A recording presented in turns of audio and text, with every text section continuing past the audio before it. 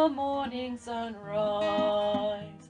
In Lion's Gate 'neath the tall fir trees, on your face feel the ocean breeze.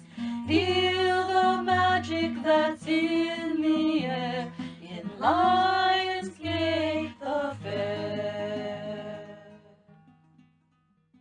Cloud. Recording to the cloud has started. Thank you, Jure. Yeah. So, welcome to another exciting Lion's Den. So many kingdoms represented in attendance tonight. It's really awesome. 8 at my last count. If Avacal has joined us, then that'll be 9. I also think this is our second largest attendance ever, which is just amazing. We are pleased today to welcome Lady Savia Salvaggio de Vitorio. She has been an active member in the Principality of Tir Righ for roughly a decade, having received her Award of Arms in 2013. She is based out of the Shire of Ramsgaard and is an active participant in the rapier and heavy fighting communities in the SCA. Lady Savia is someone with the rare characteristic of thinking far more than she speaks.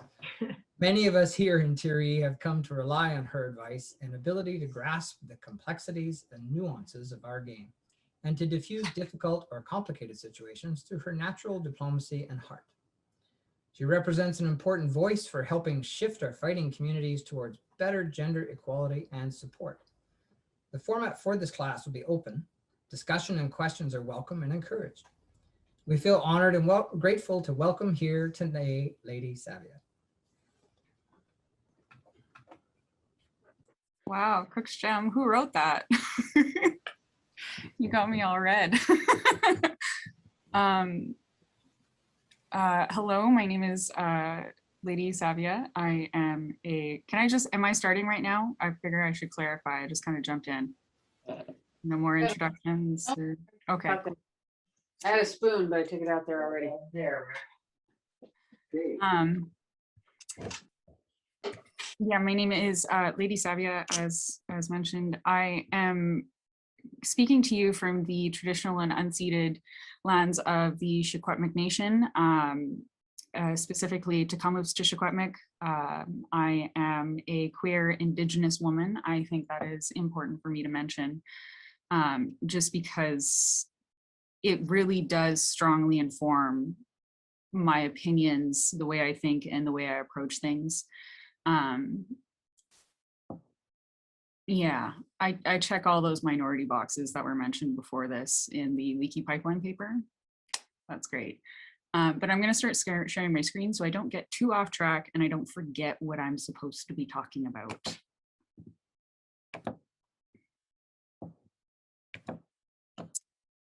Can y'all see that? Yes, cool. This is sort of the key areas that I want to start going over as our intro. False sense of gender equality, our training environments, representation, born fighters, and addressing our biases. Those are kind of, ideally, I'd like to get through all of those. We'll see. As I mentioned, I'm a queer Indigenous woman. I do come from also a mostly matriarchal background, so I think that's also important to state, especially since I come from a nation that is not traditionally recognized by the Indian Act. So we're a little firm, I guess you could say, in a lot of our stances and ideologies. And I generally do kind of keep quiet to myself unless people want to know that stuff. If you know me on social media, I'm pretty active in a lot of these areas, but in person, I'll usually keep my ideas to myself. One of the other things that I want to talk about is the gender gap is a problem for our whole community. I don't think that it's just a problem for the rapier community. I don't think that it's just a problem for the armored combat community. It's the whole SCA. And I also want to bring out the idea that it's something that needs to be addressed by our leadership. I think it's wonderful that so many people have shown up to listen to me speak, but I also think that this is something that our leadership in both armored and rapier need to be more vocal on. This shouldn't just be coming from women in our community, and it shouldn't just be coming from you know, unfortunately, it does come from women in our community and women who maybe are not recognized in the same way through awards and such in fighting communities, because there just aren't enough of us with awards to do that, but it does need to be expanded on. Next thing I want to talk about is we all have internal biases. This is just a blanket statement. If you don't agree with that, I'm not going to argue with you, but it's there. And if you're not ready to confront your internal biases, that's fine. But this might not be a comfortable presentation for you if that's the case. I do want to encourage everybody to ask questions though. I think that we learn best through asking questions. Since there's so many people, there might not be time for voice-to-voice dialogue until after, but I do believe that some of the best learning comes from conversations and discussions. It's something that I miss being COVID bound, is that we don't get to have our fireside discussions as frequently anymore, because those are some of my favorite times, is the Friday evening discussions. False sense of gender equality. When I first joined the SCA, one of the things that I remember hearing consistently over and over and over and over is that it's an equal playing field for men and women. I have since come to find that that's not the case. It's an ideal that I think many people strive for in the SCA, but it's definitely not accurate. And we see that because I know a lot of the behaviors,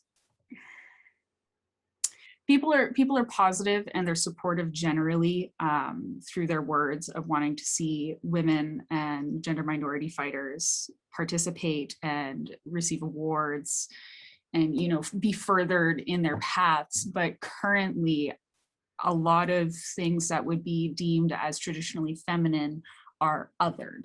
And masculinity is the default in our environments. Which makes it difficult for women to want to progress, because it means that you're going to have to conform your ways of living and being and expressing yourself to an environment in order to further yourself. So, you know, even though we like to think that we have gender neutral practices, we definitely don't. Women do not have access to the same kinds of opportunities as men, just because of the fact that it is a masculine environment. And I think we see this through teaching, we see this through the numbers and the stats. And if women aren't going to feel welcome, and if gender minority fighters aren't going to feel welcome, they will usually just quietly leave. They're not going to tell you why. They just kind of disappear and they go to another environment where they feel like they can be themselves more fully without having to change in order to succeed. And I know, so like, for example, I know that when I talk with my husband, lots of times that when we're at events, you'll point out people who used to be rapier fighters, just because he knows he's been around for a while. He's like, oh yeah, she used to fight rapier. She used to fight rapier too. Yeah, she used to fight rapier. And I've been to so many events where I hear that, and I realize that there's actually a lot of women within the SCA who have fought rapier, but they just haven't stuck with it.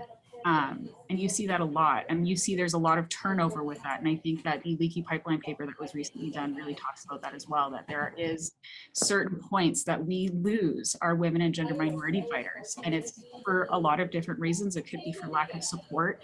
It could be for lack of representation. It could be that they don't believe that they can get to that point. There's a lot of things that kind of lead up to that dropout. And like I said, they're not going to tell you. They just kind of quietly fade away into the background. They just stop showing up to practices as much. Maybe they don't go to the big tournaments anymore, and they just kind of start getting more involved in something like ANS or something else that's more accepting of traditionally feminine ways of being and stuff. The other thing, the last point here is just that when we talk about helping women and gender minority fighters, it may to some people look like you're going to have to give them more help. And in some cases you will, because we have set up an environment that benefits a very specific type of person, and that is usually men, 25 or older, who are a certain, body size or shape depending on the area that you're in. And that's who this society is built for. And like, because it's built for them, it's hard for women to adapt to that. And so you are going to have to give some women and gender minority fighters what looks like more help than what you would give men, because women are working against the grain in this environment. There is just more resistance for us moving forward and such. So there's going to be more hills that we have to jump over and more things that we need to kind of jump through to get to the end result. And so, yeah, we are going to need a little bit more help. And that's okay. That's just what good learning looks like. Not everybody starts in the same place. And I think if you want to create a really good learning environment, you're going to have to get used to the fact that everybody starts at different places and some people are going to need more help than others. I'm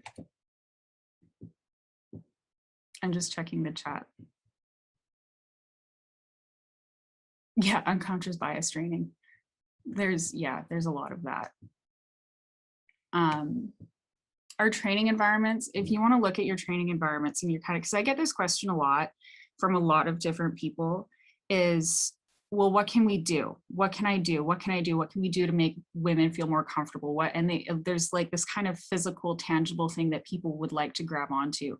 And I think that you can ask yourself some questions. Are you equipped to help gender minority fighters? Do you have equipment? Do you have small gorgets? I have a 13-inch neck. That's tiny. I have never, ever owned a gorget that fits me properly, ever. I have a long neck and it's very skinny. So most of my gorgets come to about here. And they have about that much gap and they wiggle and they twist around my neck. I've never been to a practice that actually has a gorget that would fit my neck. Do you have chest protection for people who have sensitive chests or would like to have, a little bit more padding there? Do you have that? Is that on hand? And do you have a variety of sizes of chest protection? And I'm not talking, the booby formed ones, because that's great for women or people who have boobs, but do you have flat ones? Because there's a lot of diversity in chest protection. Do you have that? Do you have the equipment needed to support these people as they show up to your practices?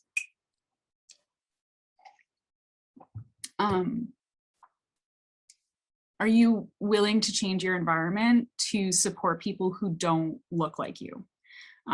Because if you're not willing to change the way you run things, I don't know how to help you. If that's the case, if you don't want to change the way you do things, you're not going to support female fighters. You're not going to be able to support gender minority fighters, and you're just not going to grow your environment. You're just going to stay stagnant and constantly wondering, I don't know. We had a few women who showed up and then they just never came around again. It's like, well, you need to change. We do need to change. The other thing is, if you're a female fighter, you need to address your own internalized biases, because we all have it. As I mentioned earlier, a lot of women, we tend to change ourselves to fit an environment so that we can succeed, especially, as mentioned, because fighting is an inherently masculine environment. It doesn't fit us. It just doesn't. It wasn't designed with us in mind. And so we start to adapt a mentality of being the exception to the rule. And I think that's really damaging. It's really damaging for other women who want to fight, because other women who are maybe more traditionally feminine, who haven't grown up with sports, or are maybe not as competitive, or just don't want to change, are unwilling to change, they're not going to stick around, and it's not going to benefit us as a whole. And I think this is one of those points that I see in environments, and for me, it's kind of like the elephant in the room, and I don't want to be rude and call someone out on a poor mindset, but at the same time, I recognize that we have that. I've had it.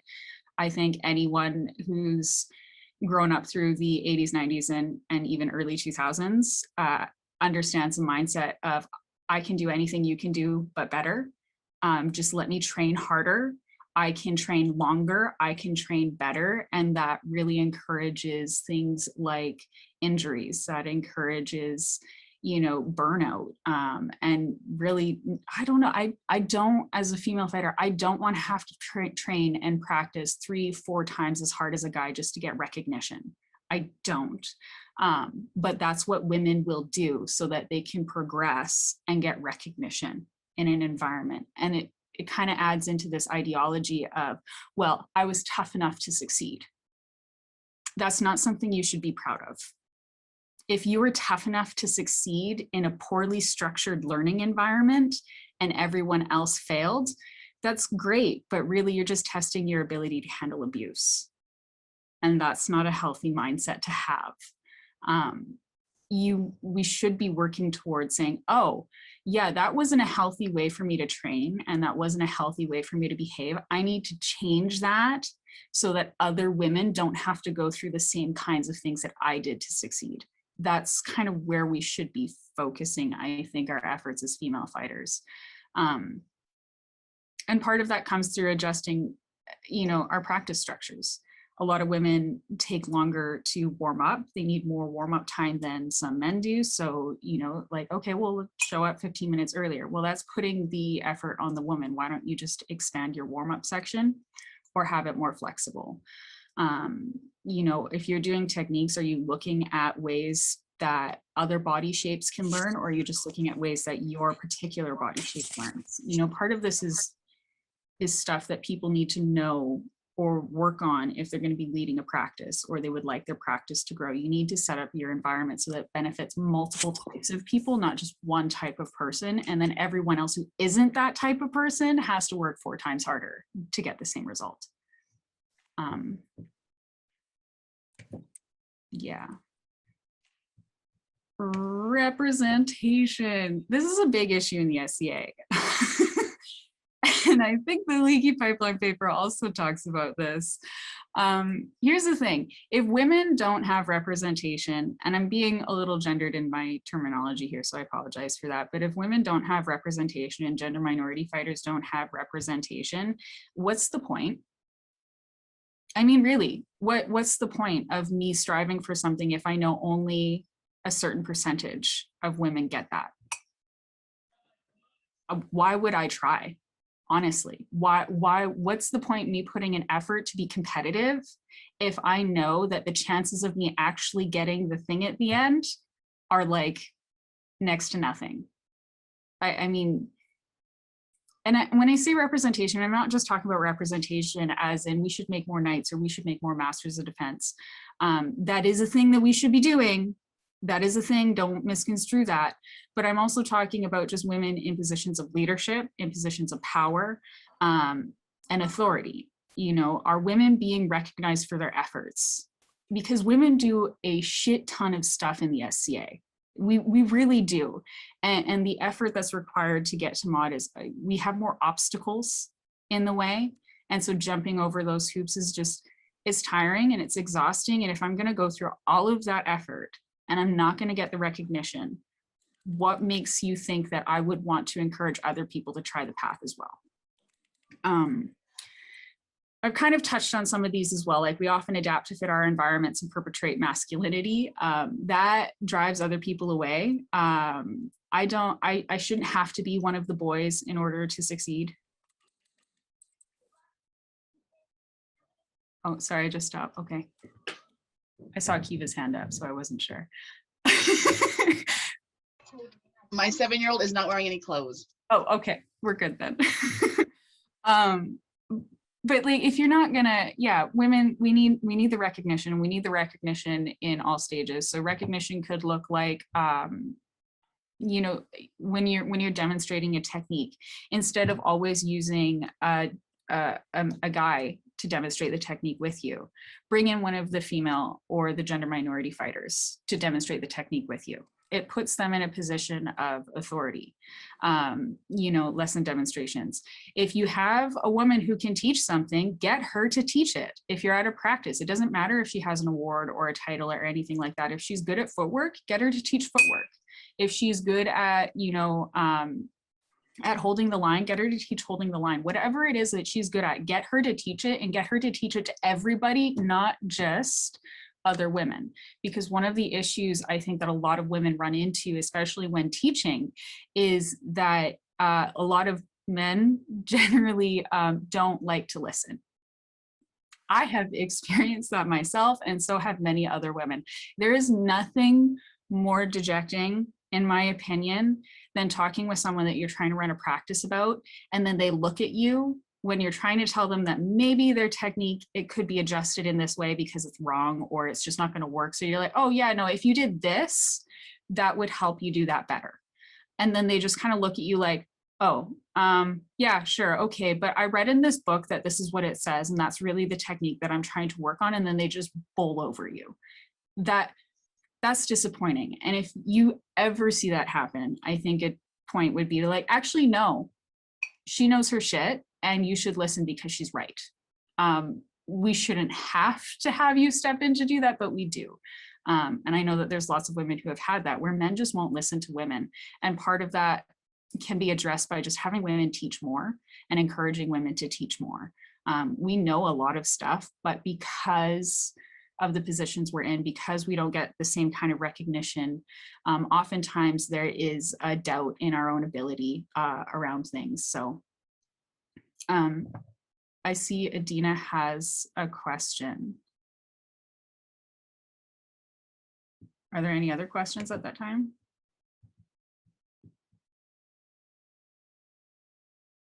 No, okay. Oh, I can unmute now. Okay. I'm sorry, I couldn't unmute. It's okay. I also want to say that this goes for women with disabilities even harder. Thank you for helping me with my recovery. Lady Savia helped me with my physiotherapy by making videos on different movements to help me recover so I can continue my sword practice. But they have to push harder. and being a woman, you have to push harder as it is. And then you have a disability or a minority on top of that. And so you have to push even harder. And when does it break? Yeah, for sure. There's a breaking point for all of us. But yeah, and when you do have a disability, like, this is the other thing. I say gender minority fighters, but really, like, if your goal is to grow the community, you need to make your practice environment accessible to as many people as you can, whether they look like you or not, whether they act like you or not. And if you want to grow the community, you have to make it accessible. There needs to be a level of adaptation that you can put into your environment so that other people can thrive. If you don't, we just won't grow, really. If people aren't willing to change, and if they're not willing to make their environment adaptable, we just won't grow.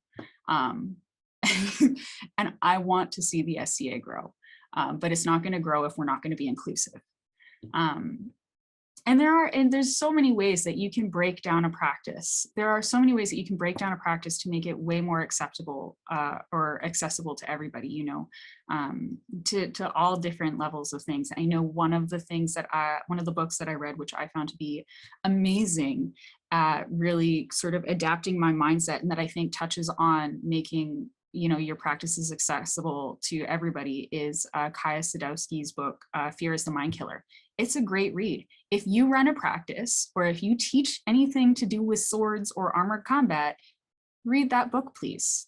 Read that book. If you want to continue teaching and you want to reach a wider audience, or you want to learn how to adapt to be more accessible, read that book. I think it's a really great sort of starting point for that. But yeah, representation. We need representation throughout, and that goes for things like KRM, or Principality and Kingdom Rapier Marshals, and the same for Armored Combat. That goes through, you know, grant level awards. Are women being recognized for those awards? Are they being utilized in training spaces? Are they looked to as leaders within the community? Because quite frankly, even in the Principality of Tir Righ, I see a lot of women who are rapier fighters who deserve far more recognition than they currently have. And I see that across the kingdom. Pretty much anywhere you go, you will find women who deserve way more recognition than they have, whether that is having them run the practice instead of, you know, the master of defense or the white scarf who's been fighting for 15, 25 years. Have a woman step up and do that. Have her lead the practice. That's putting her in a position of leadership, and that's increasing our representation. And it's a really simple do. But yeah.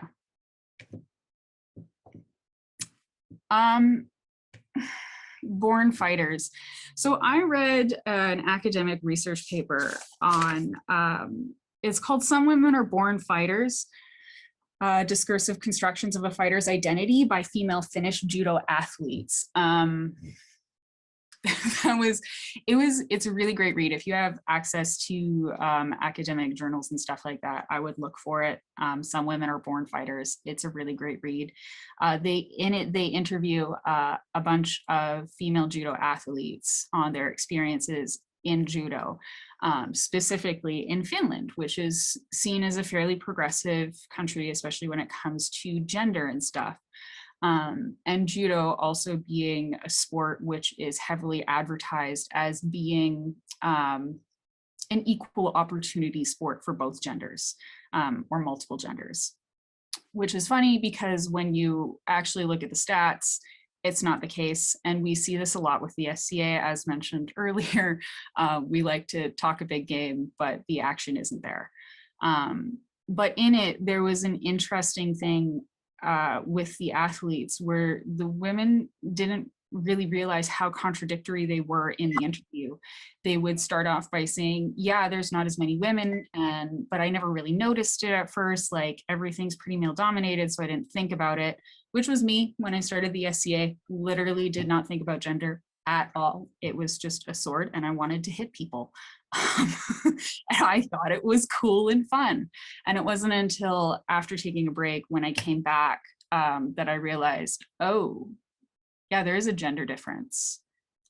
And there is a different way that everything kind of works for me versus for men. And there is a different way that I'm treated versus men and stuff like that. And I kind of came back into it with a little bit of that born fighter attitude where it's just like, well, I must just be tougher than other women. Obviously, like it's a pretty, you hit people with steel swords. Like I must just be built different for it. Which is not the case. I think any woman can fight rapier or armored combat. It just depends on the environment she's in. Is the environment supportive to her? I think I see this a little bit more in the armored combat community than the rapier community, if I'm being honest though. I will be fair though, I only fight armored combat on the warfield. That is an intentional decision on my part. So I wouldn't fully consider myself a part of that community, but it is definitely something I've looked into, and I see that with women fighters across the board in armored combat, which is that it's a tough sport, and I'm tough because I'm in the sport, and I see that with men as well. And I think that that is not necessarily the best attitude to have in that environment if you want other women to join, because me being 125 pounds, 5'6", with scrawny little arms and a neck, oh cool, so I'm just not tough enough. Awesome, that's great. That really makes me feel good, and so if that's the attitude of the sport, again, it's not encouraging other people to join, it's making it exclusive versus inclusive. And so that attitude, and I think that's kind of the hardest thing that most people in the SCA are really going to have a hard time with, is fixing the attitude of our environments to be more beneficial to other people and to be inclusive. That's why when people are like, oh, well, what do I do? And they want those specific things. And I'm like, well, you can make your equipment, better. Your steel key can be better and have more of those things. But at the end of the day, really the biggest thing you need to change is the attitude and the mindset behind how you approach your practice, behind how you approach evaluating other people for awards and for recognition. It's up here. The rest of it is very simple, but the attitude that is going to be the harder thing to change, I think, for a lot of people, because it's hard to change. I don't want to change. I just want to be comfortable and cozy and just coast along. But yeah, born fighters. Nobody's a born fighter, and if you think you're a born fighter, that's a little problematic. Not gonna lie. I'll be nice. I know Kiva told me that I could swear, but I'm trying not to. I'm zooming through this. Does anybody have questions, or the questions in the chat? Sorry, there's a question from Rifkin. What do you do when the women who seem right for leadership don't want to be put in that role because they feel like you were only asking them because they are the minority? Yeah, tokenism. That's I find that, and this was mentioned in that article that I mentioned, some women are born fighters, is that women and gender minority people are less likely to believe in their own abilities. And I think that if you're looking at somebody for a leadership position, you need to ask yourself, is it tokenism? Is it just because they're a woman or a gender minority fighter? Or is it actually because of their skills? You know, if you're looking at that, I think that's a valid question to ask yourself, because I think sometimes it's easy to look at maybe some of the women and gender minority fighters who are active and vocal and kind of be like, that person, that's who I want. They should totally get recognized for something,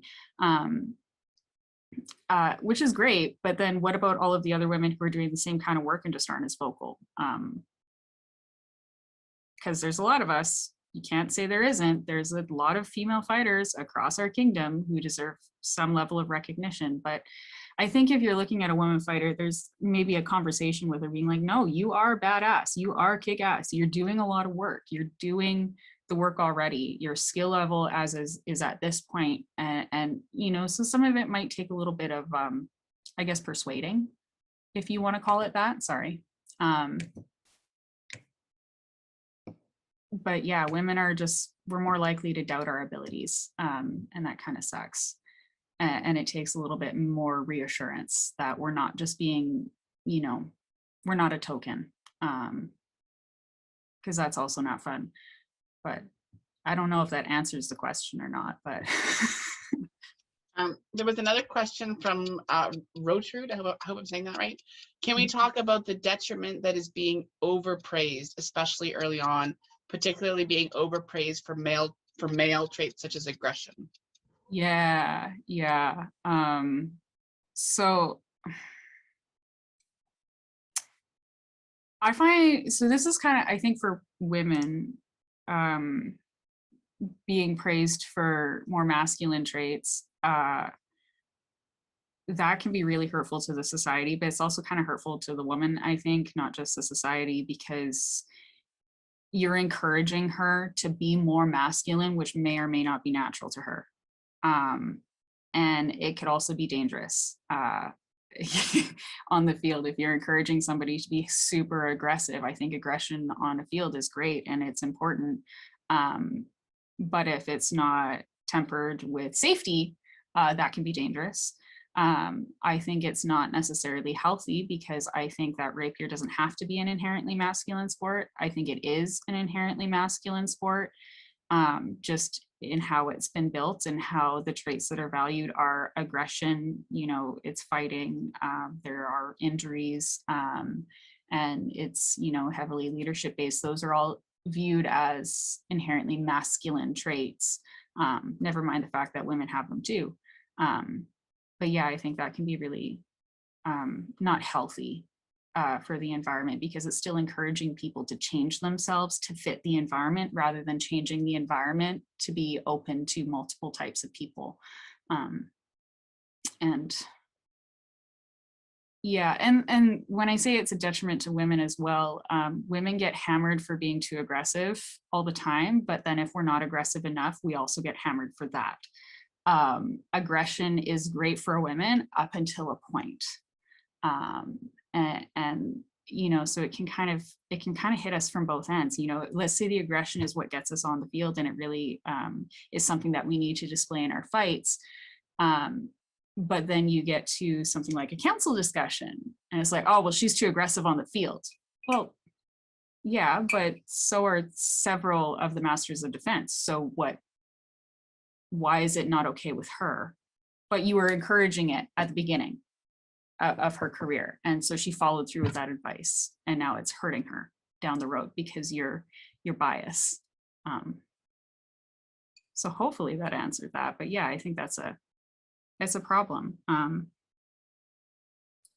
We just need to be more accepting of different traits, honestly. if we're looking at it.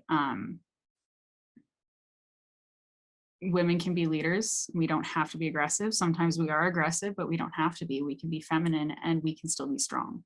But yeah, I think that's kind of a thing that people miss, you know.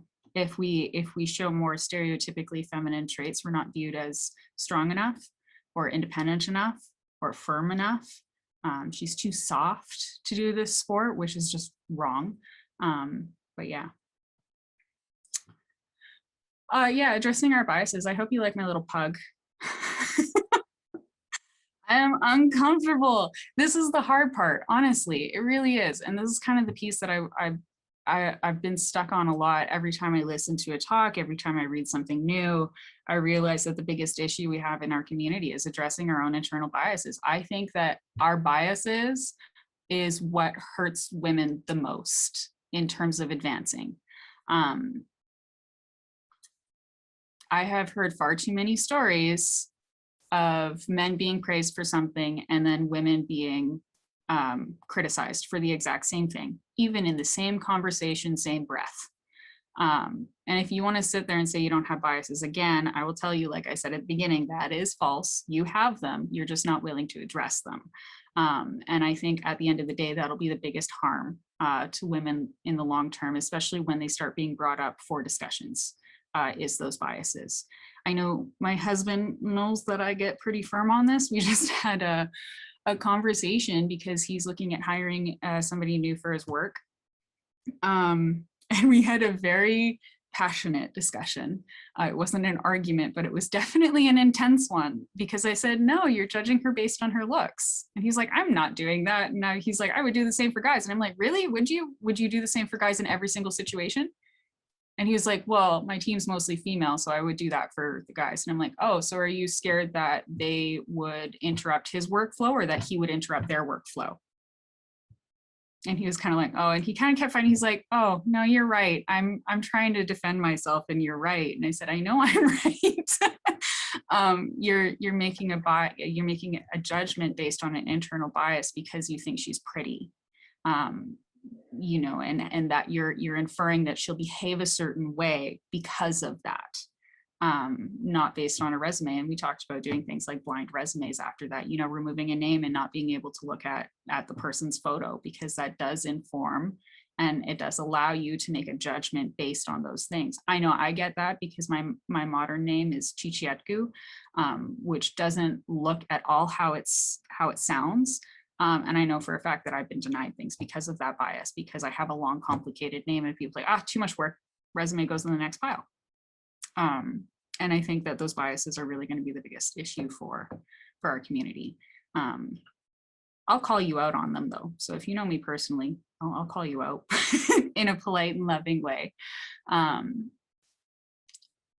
yeah, so I think this slide kind of covers it. You know, if we didn't have biases, we would have way more gender minority members of the Order of Defense and also the Knights. So I think the numbers speak for themselves in that case. But this is like 40 minutes. Okay, I'm quicker than I expected. Resources. Like I mentioned earlier, Fear is the Mind Killer by Kaya Sadowski. You should read that if you run a practice or you teach anybody. She also has a great blog. I couldn't find it in my browser history though, otherwise I would have posted the link, but her name is Kaya Sadowski. There is a blog for that. The leaky pipeline study that was just done. The other thing is I get a lot of people who are like, what do we do? What do we do? What do we do? I don't know what to do. And I'm like, you know what? This is not a new problem. This has been a problem in every industry and every sport ever. Pretty much everything is male dominated. So you're gonna find information out there on how to address these things out there for other industries. I wrote a paper a year ago about addressing the gender gap in the SCA, and the resources that I pulled from were women in combat sports. This is something that's studied. I mentioned a study about women being board fighters. There was another one about undoing of gender and mixed sex martial arts practices and stuff like that, which covers things like, you know, having having, mixed gender practices and such, which is kind of, for the SCA, that's something that we do anyways, and it's not a big issue, but for other areas, it's kind of a new thing. And so, if you want to learn more, there are resources out there for you to take from and to pull from. There's articles that you can find in the New York Times. There's articles that you can find from Harvard. This is not a new problem. And it's not exclusive to the SCA. And I think people maybe get wrapped up in that because the SCA doesn't have as many specific stats that they can pull from. But if this is something that you're actually serious about addressing and you do want to help women and gender minority fighters move forward with things, you got to put in some of the work yourself. You can't just rely on classes like this. There is reading that you can do. There are books and resources that you can access to learn about it, because women have been struggling in male-dominated environments since forever. So, there's research out there for this stuff. Yes. Is that for me? Yeah. I Okay. see your hand up. I posted this to the chat, but as somebody who's been a fighter and somebody who's been a royal, I think people forget about the power of just the simple act of writing an award recommendation. And there's certainly times that I've gone on that I have a bandwidth to write one recommendation this week, and I try to do that at least once a month, is write a award recommendation. But adding in kind of an intersectional component where it's like, is there a female fighter who I feel should get recognized? And send it. And I think if more people that's the one thing that is unique about our game, is that we have this ability to connect right with that aspect. So totally. That's one thing I would like to do from this talk. And I think if maybe more people did, maybe we could shift the letter. Yeah, we could shift the needle that way for sure. I totally agree, because award recommendations are awesome, and they should be done way more often. There we go. I know my husband Draven and I have had lots of conversations about that, where we kind of take time to recount, either how many women were at a tournament or how many female fighters we know in the kingdom or whatever it is, and to write those award recommendations out there. Because +1 to Invisible Woman book. Cool. Sorry, I got the chat open now. Award recommendations are great. And there's a fancy thing I mentioned earlier, was putting women in positions where where they could teach, where they were being used as examples and in demonstrations and things like that, and demos, and just putting them in places of visibility is important. And that's a small thing that I think everyone can do in any environment, because I think the more men learn how to learn from women, the easier this process will be in terms of women actually getting recognized for their skills and talents. Because as long as men are unsure of learning from women, it makes it a lot more difficult for us to get proper recognition. There's a lot of kingdoms present here. That was kind of surprising for me, but and I'm not sure how it is in other kingdoms for award structures and stuff like that. Most of my experience obviously comes from the Kingdom of Tir and the Principality of Tir Righ, and I think in a lot of ways I have been fortunate because of that. But I think even though I've been fortunate, I think we still have a lot of work that can be done. The fact that we only have 2 female Maesters of Defense is kind of ridiculous. Not gonna lie, this is a polite call out on Tir. I love you, but we need to do more, because I think if people think that there isn't enough female fighters for this, I think we're kidding ourselves, honestly. And here's the other thing I want to point out, is I know in our kingdom, I can count on 2 hands the number of women in my principality that I know show up consistently and have been fighting for longer than 10 years. So just saying, I started in 2012, and I'm not saying I need to be made because I took a 5-year break and stuff, and we're obviously in the middle of a global panorama. So, things are paused, but at the same time, why is it that we have so few women who are being recognized, even though they've been fighting for over 10 years or 10 years at minimum? What are we not doing? And if our masters of defense and our knights aren't asking, why aren't these women advancing? I think there's an issue. If you think it's okay for women to just stay in the community and get zero recognition for that long, what the fuck? Like, honestly, what the fuck? And I don't know what that is, but I'm not sure how that works. Obviously, I'm not, I'm looking at being studented and stuff, but that's not something that I always have the information on. But I think I'd be doing everyone a disservice if I didn't say that publicly, because it's an elephant in the room. You know, yeah.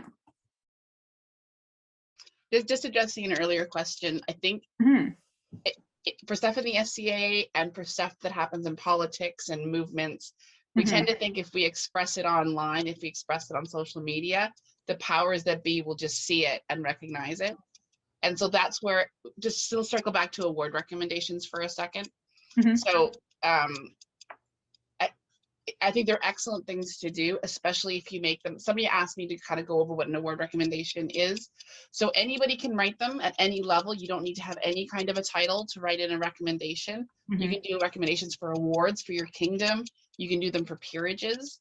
And even if it's your roommate or your spouse, just identify at the start of your recommendation, this is my roommate or this is my partner, but this is what I've observed.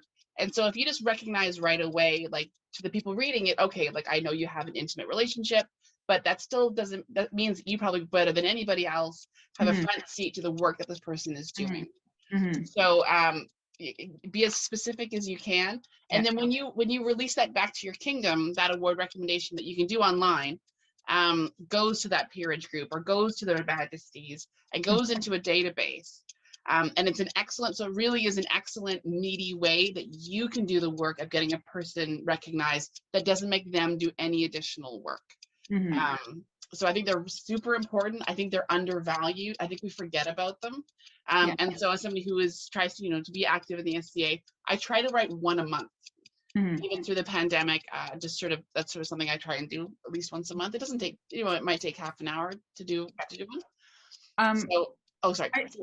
I saw someone mention in the comments that it's not always about how long you've been doing something. And yeah, that's true. And a person after that mentioned less why aren't they advancing and more how do we equalize this? And I think that's a really great point. But at the same time, okay, when you look at the numbers of women who drop out of these things, and then you look at the ones who do stick around, the ones who stick it out and they still get very little recognition. And I mean, I don't just mean, oh yeah, they're a great person and they do really well. My question is, A, do you know if they want to get to that level? Are they studented? Are they a provost? And if they are, and they have still been, like if they do want to get that award at the end, and that's a goal, and they're already recognized as leaders in the community by other people. Sorry, my cat. No. Like the fact of the matter is if you look at how many women stick versus how many men stick, it's okay for a lot of men who stick around, who just, play around and stuff, and they maybe aren't wanting to be as competitive and stuff like that. But my question is why isn't, how do I word this? Earlier on, I mentioned that it may look like women and gender minority fighters will need more help than men because the environment is structured for men. So yes, women are going to need extra help to overcome the obstacles that are put in place by the nature of the environment. And that's kind of what I'm trying to get at, is that if you're not willing to look at and give women what looks like is more help than what you would give, a male student, I don't know how, I'm not sure if my point and my ideas are coming through clearly with that, but I just think that women are going to need more help. We are, and it's because of the nature of our environment. And if you're not willing to accept that, then that I think is a problem in your teaching style. And that goes to Master of Defense, not Master of Defense, Knight, not Knight. If you're working with female fighters and gender minority fighters, we are going to need a little bit more help in some areas. And yeah, that, I don't know. I hope that makes sense, and I hope that's kind of clear, because I don't think it's acceptable for the few female fighters that stick around and do become, you know, mainstays of our environment to not be recognized for the work that they do for our community.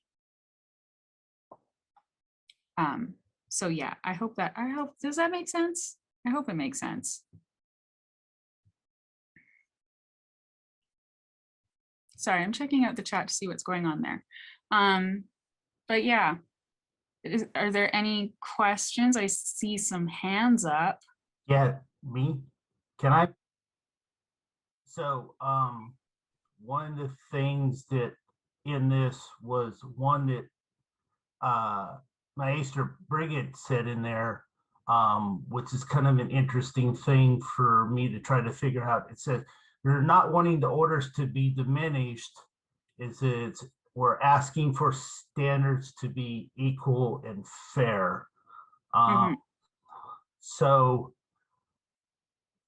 it's the point of, because like one of my squires, Jadviga, working with her is the thing of how she says, "I don't want to be treated any different than any of the others," which makes sense. And it's things that we're working on, you know, and the idea is to have that fairness and that equality when we work in a fighting community where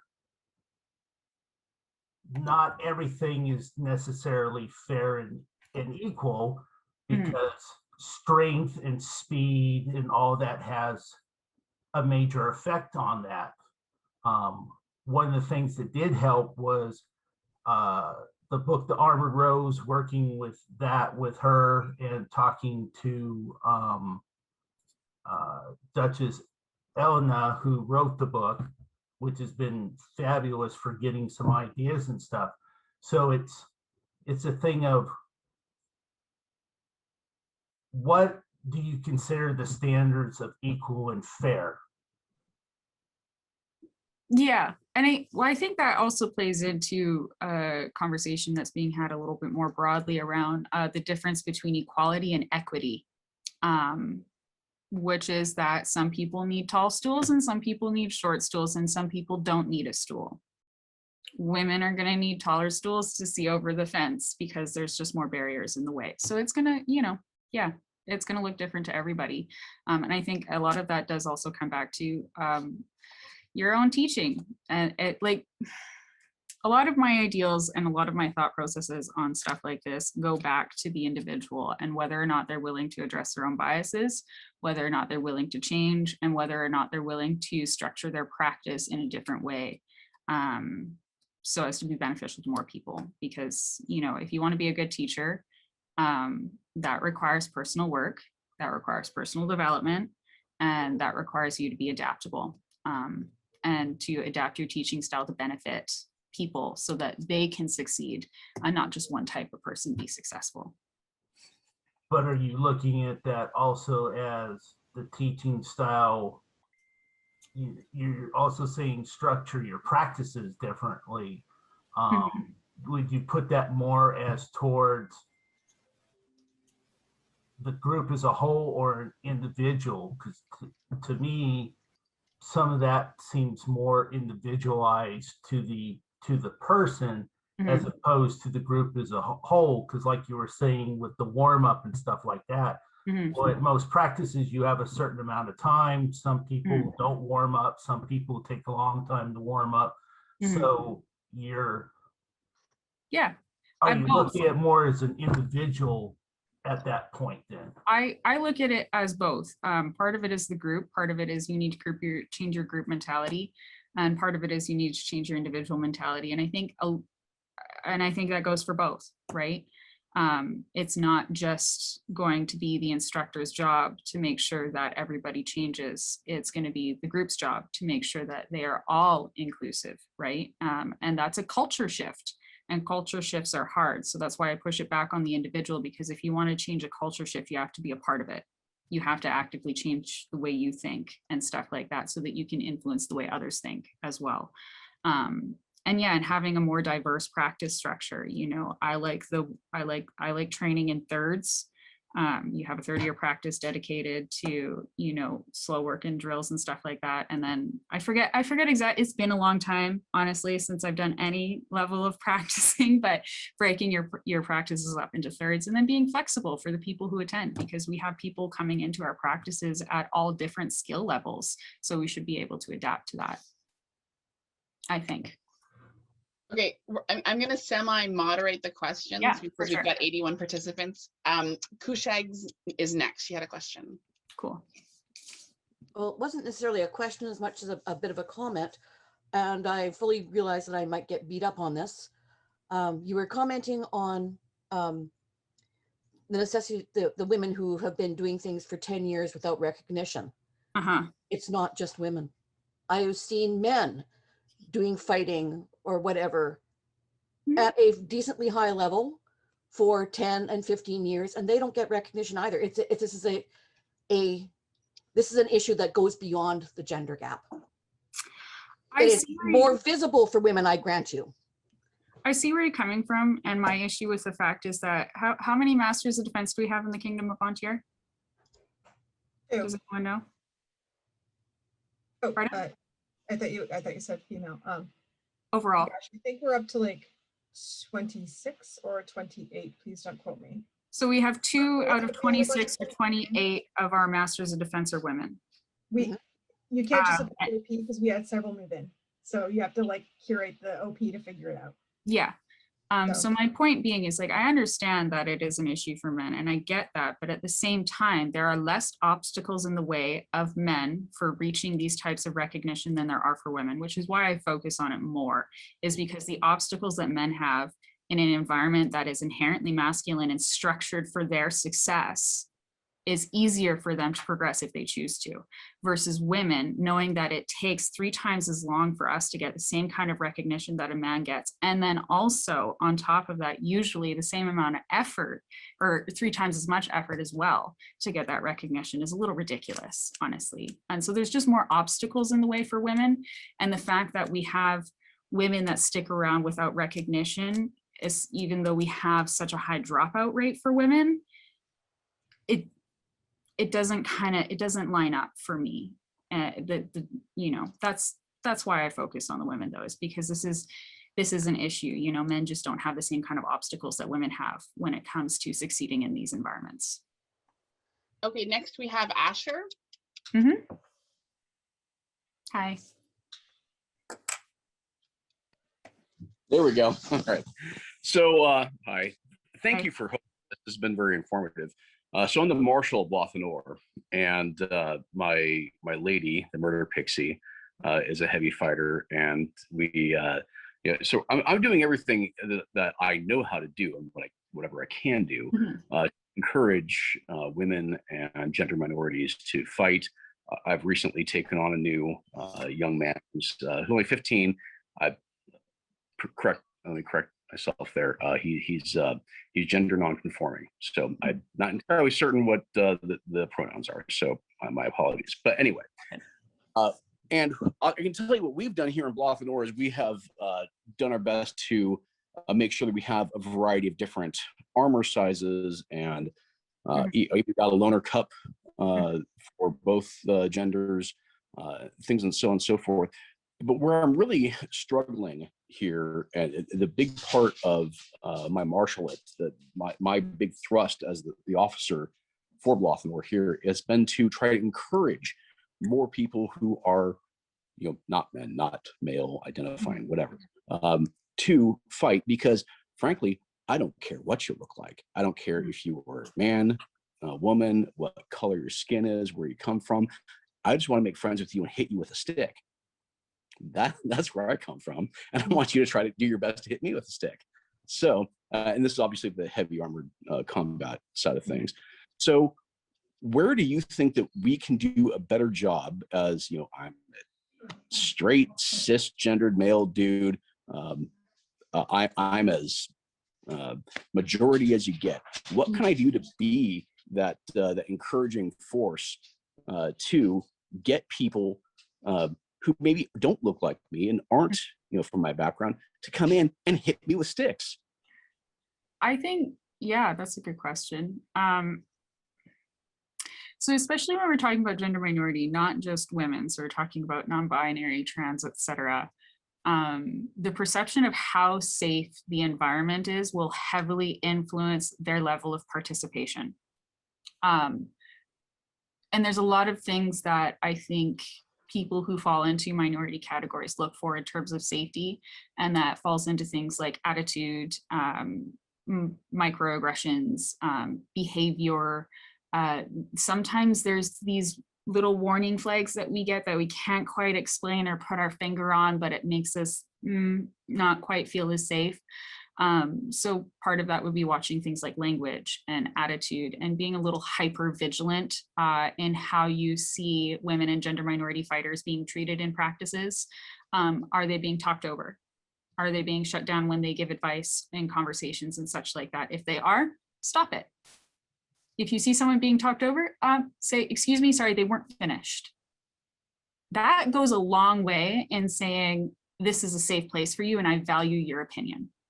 That, like, that'll do a lot, because it sucks to be talked over, especially when it's something that you know things about, like you are educated and knowledgeable on that. So trying to look at that thing and then squashing any kind of stupid jokes about stuff like that also goes a long way in making your environment look safe.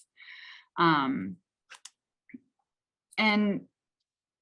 yeah, does that kind of help? I know those are kind of like really small things, but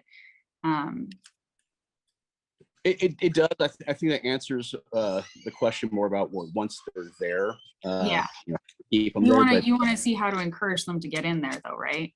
Yeah, particularly for the folks that they're lurking on Facebook, yeah, and they don't really know how to reach out. Visibility then. Visibility. Ensuring that the women and gender minority fighters that are attending your practice are visible if you have any. Ensuring that I do, so like if you'll notice, I have Lady Savia, pronouns she, they. That goes a long way in signaling that that's a safe environment before they attend, if you're showing things like pronouns and stuff like that. And then like when we were having active practices, I know there are some shires around me that would do post-practice photos to show everyone who attended the practice, to encourage other people to attend if they hadn't shown up yet, but they're kind of lurking and checking it out. And that also goes a long way for visibility. If you don't have anyone who is female or gender minority attending your practice, maybe bring someone in if you can from a neighboring shire or barony to teach. Be like, hey, we have lady so-and-so, mistress so-and-so, or this person is coming in to teach, and highlight that individual, which kind of signals to other people that it's more of a safe environment and it's still giving that visibility to people. Does that help a little more? It does. And just while I have the mic for just a second, I see that Lady Astrid is online, and I just want to plug Girl Squad here. It's an on-tier, awesome group of lady fighters. I guess it's Isabel's here too. I got to meet both of them a couple years ago at Ursulmus. Both just a couple of awesome heavy fighters. And ladies, I didn't forget that meeting. I want you to know that. Girl Squad is fucking fantastic, especially when it comes to helping promote female fighters, gender minority fighters, and creating safe spaces for them. They're amazing. I'm really glad, Lady Savia, that you feel comfortable enough to start swearing. Really yeah, I think I was like, I did slides and I was like, I don't know, should I do slides? And then I did slides, and because I didn't want to lose my train of thought, and I think that kind of made me a bit stiff, and now it's conversational. I'm like, oh, I can talk, cool. Okay, next we have Lady Astrid. Yeah. Now I'm not ready. Just kidding. No, thank you, Asher and Lady Savia for this presentation. I think part of the biggest struggle is like, I saw in the chat somebody said like, stop asking for minorities to be the one who picks things, and it's great. Like we don't want to be the ones who just gonna be doing the work, put in the spot. And I talk with Sir Rifkin about it. It's like the reason that Ilva and I want to put ourselves in the spot is because like we see ourselves as, okay, well, if nobody's gonna do it, let's might as well put ourselves in the spot and somebody else to represent and in the heavy fighting community in the north. But it's a struggle, right? You want to make sure that those people don't feel the burnout, that they have to carry the heavy weight of like having to put our foot down and like, this is what I want to do. And if the people that come after us, they will have the pathway, right? Which I know many great fighters out there who already paved the way for us, but same way, it's just like, I don't want to feel that's a token of being myself as a female fighter and be the one who will be, you know, putting the foot forward, but always have somebody else who will recognize it, have a safe environment. You already mentioned about it. That is amazing, because especially I will talk a little bit more of the heavy fighting community. Our bigger struggle was the aggressive part of it, right? Like, how I come from a background, I'm originally from Mexico, so I have a cultural background to it, that it comes with a really mental struggle and cultural struggle to overcome a lot of barriers with it, and then come to a sport that is aggressive in a way of like the environment is aggressive in the way that we like the sport is. It's you're getting hit by a stick, right? So it's a lot of the mental challenge. So on top of those barriers, there's language, there's everything that we still have to work harder to move forward. And I really appreciate, and I really want to thank those women who are paving the way for others to keep fighting and keep being part of this game, right? We forget that this is a game, that we have to enjoy it, that we have to make sure that everybody's having a good time. Otherwise, why keep doing it, right? Yeah, exactly. It needs to be fun for everybody. And if you're facing microaggressions and you're facing doubt from other people and you don't feel safe, it's not fun, and you just leave. Yep. At the end of the day, like, you know, and I think especially, again, speaking kind of from Ontir, I think Ontir has been kind of wondering and trying to looking at our stagnant numbers and practice attendance, and our stagnant numbers are moving forward in some areas and stuff like that. And, you know, you go to the tournaments in the kingdom and you see the same group of fighters come out and you don't see any fresh faces, and then you see fresh faces, but then they're gone again. And then they don't come back. And when you start to see that, you know that your environment isn't good, because if people aren't sticking around, your environment isn't safe. Or it's not fun. One of the, or both. It's not safe and it's not fun, which is not something you want, right? So I think we really need to kind of check that stuff. I don't know if it happens to you, but a lot of the struggle is like people want, oh, why don't you teach me how to do things? Instead of like, well, yes, like I can teach you about my culture. I can teach you about like the whole thing.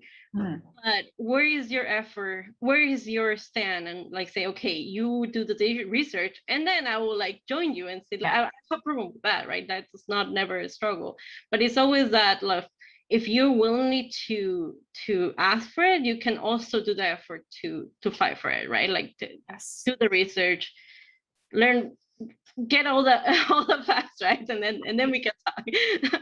Exactly. Yeah, it shouldn't just be on one half of the equation to do the work. It needs to be on both half, which is why I mentioned the resources. I'm like, this is not a new issue. Gender has been a long discussed thing in many environments. So yeah. And next we have Isabel. Oh, she's muted. Oh, I'm here. Hi. Hey, I didn't have a question, but I did want to sort of speak to that internal bias that you brought up.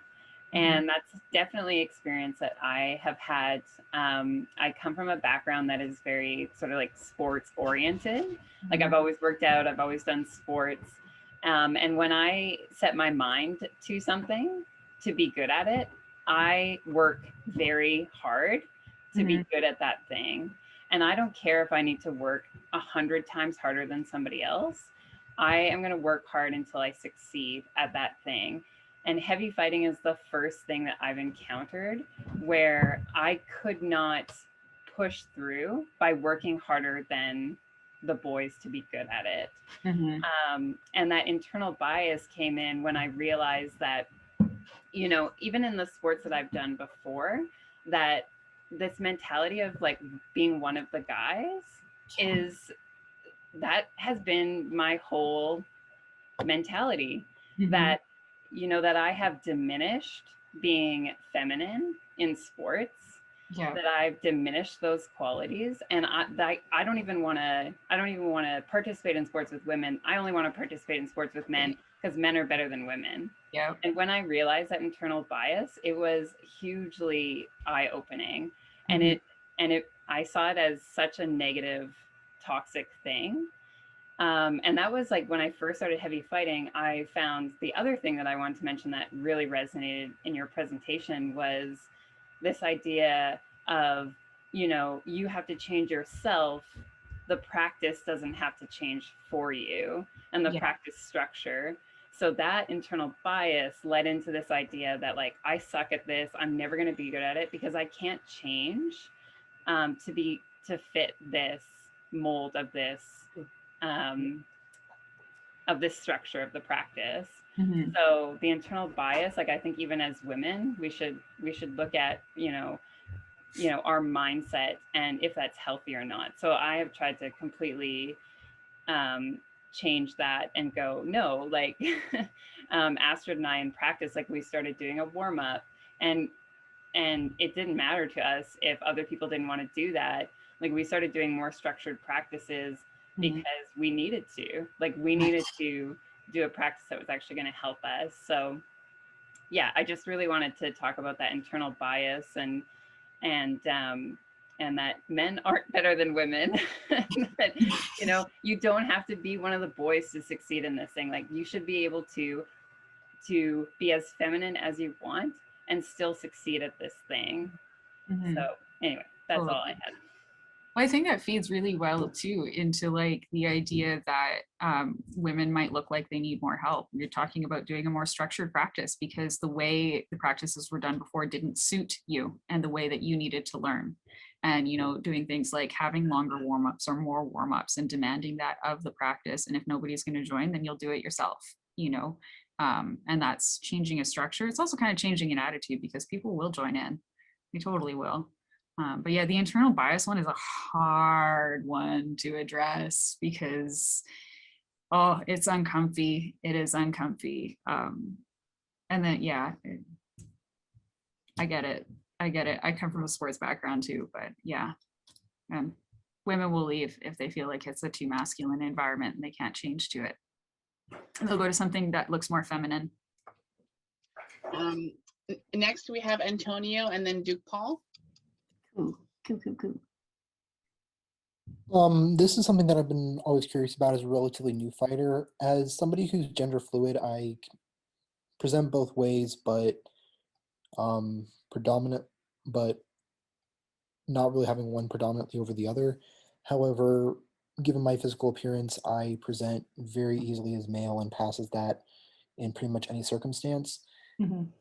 For people in a situation like that, where they would have the ability to pass as the predominant gender, should they, and I'm trying to figure out how the best way to word this is, because I know that there's all kinds of debates in pretty much every conversation about privilege versus non-privilege and where passing fits into that. But basically, in one of these kinds of environments, should the onus be on us who can pass to pass, or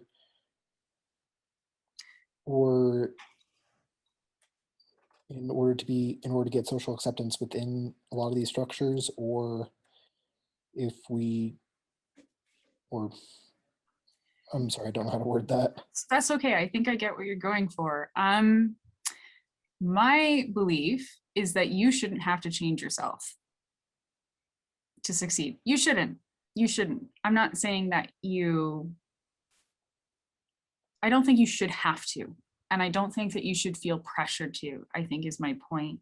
However, the environments that we have right now within the SCA pressure people to do that. And I think that that's what's wrong with the SCA and with our practices. And I think that that's a big thing that's driving people away, and that's driving, you know, gender minority fighters away. And I get that that's a huge internal struggle for a lot of people. I use she, they pronouns, and I'm kind of like, I present super feminine, but I do like to present, you know, androgynously if I can. But do I feel safe doing that? Will that help me or hinder me? And, you know, these are things that people have to think about. And I want anyone who isn't a gender minority to understand that these are things that people have to think about if they're a gender minority fighter. Will being myself hinder my ability to move forward? And I don't think anybody should have to experience that. But at the same time, I do also understand that that kind of the ability to present as yourself and how you want to present also depends on the safety of your environment. So I think you should probably make that decision based on how safe you feel doing that. Thank you so very much for the perspective. I greatly appreciate that. You're welcome. I hope it helps. It definitely does. Thank you. Oh, and Antonio, I just wanted to flag on just a second, I just lost it. June 20th, we're having a panel discussion on gender. The entire panel and our guest host falls under trans and gender non-conforming in the SCA. It's going to be another Trans Kingdom panel, so I would love for you to come out and share your perspectives as well, if you feel like it. That's going to be June 20th. Next, we have Duke Paul, and then I'll get to the comments and the questions. Apologies. Cool. Duke Paul, you're muted.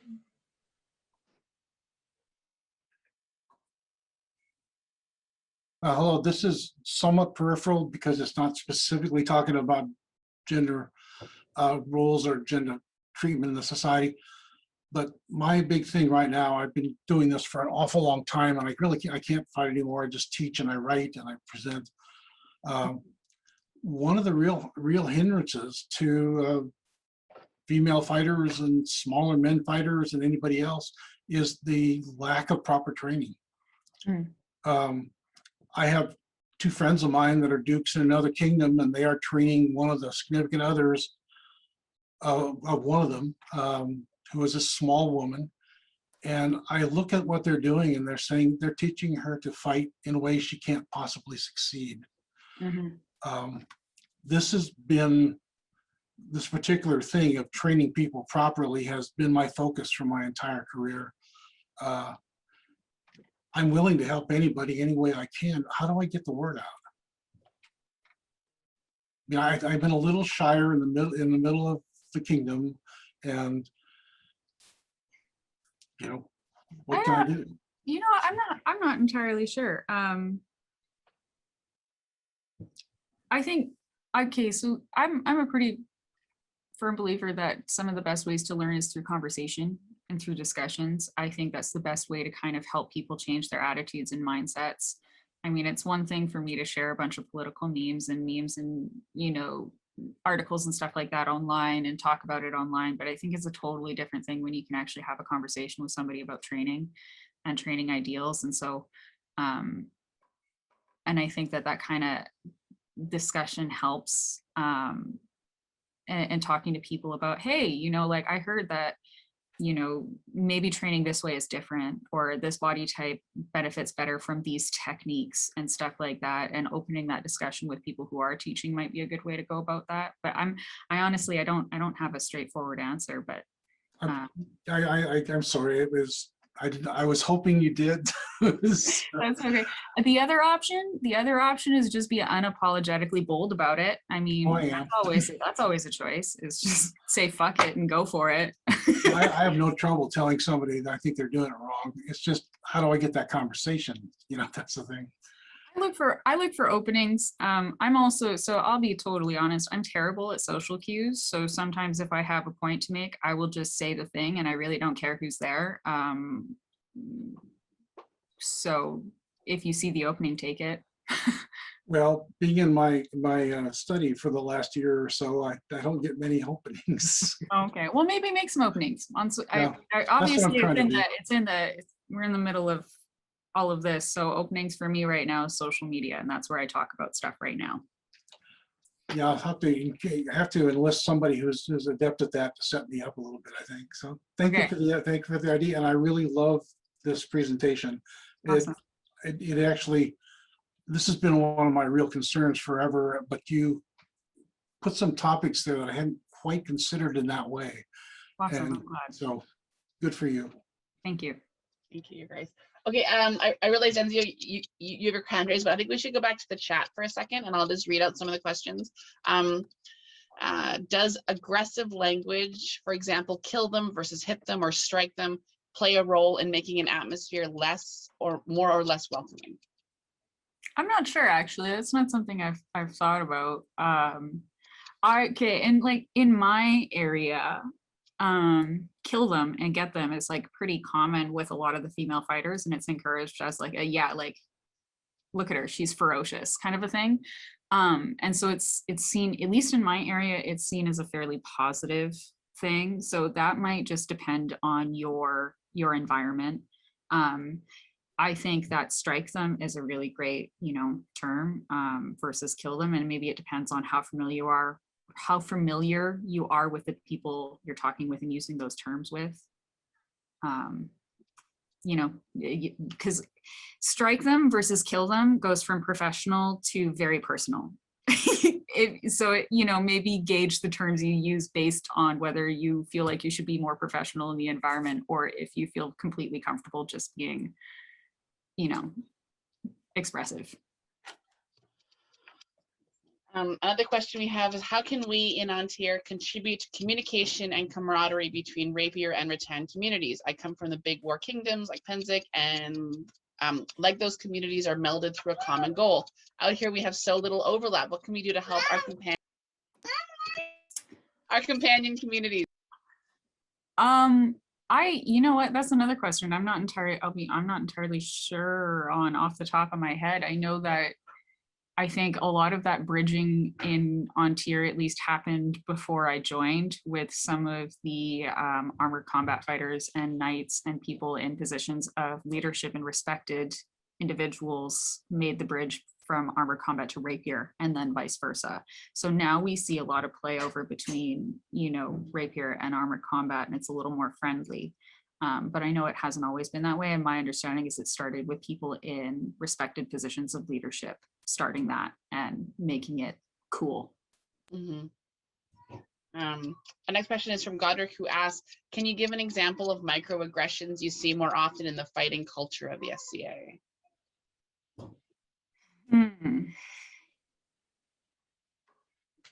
I always find it's hard to give examples of microaggressions. It is, because sometimes microaggressions are a feeling, and sometimes it's hard to put them on, but I'll say the most obvious one is hit them harder.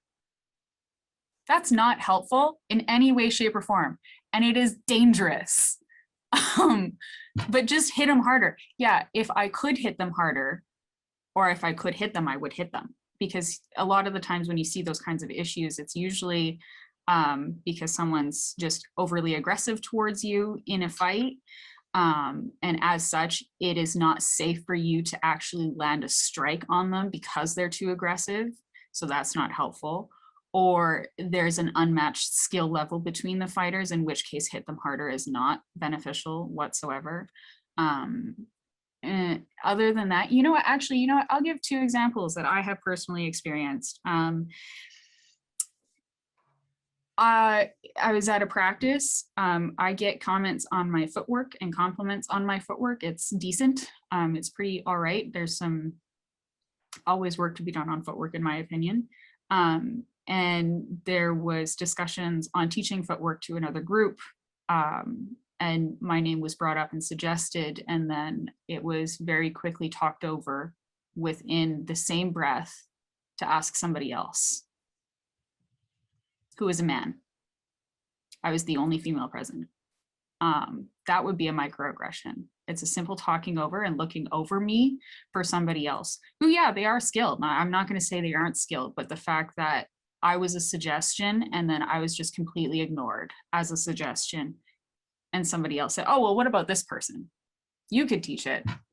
That's a good example of a microaggression. Another one is just kind of a look of doubt when you give advice on something. I have given advice on things where I say, hey, do you mind if I tell you something? And they go, yeah, sure. And I tell them, and then they quickly talk over what I just told them and explain why it doesn't work. Like, Not cool. Not cool at all. That's a terrible feeling. And in which case I'm like, okay, cool, you're an asshole. I'll go somewhere else. You don't want my advice, you keep failing. It was good advice, but you can suck. Have fun. And then usually they take it from a man. They'll get the advice later on in the practice or later on in the week from a man and be like, hey, this cool thing works. And I'm like, yeah, it does. Yeah. There's an absolutely excellent comment here from Sir Andres Nantier, and I just say how much I love this, and this could be a tectonic shift in heavy fighting.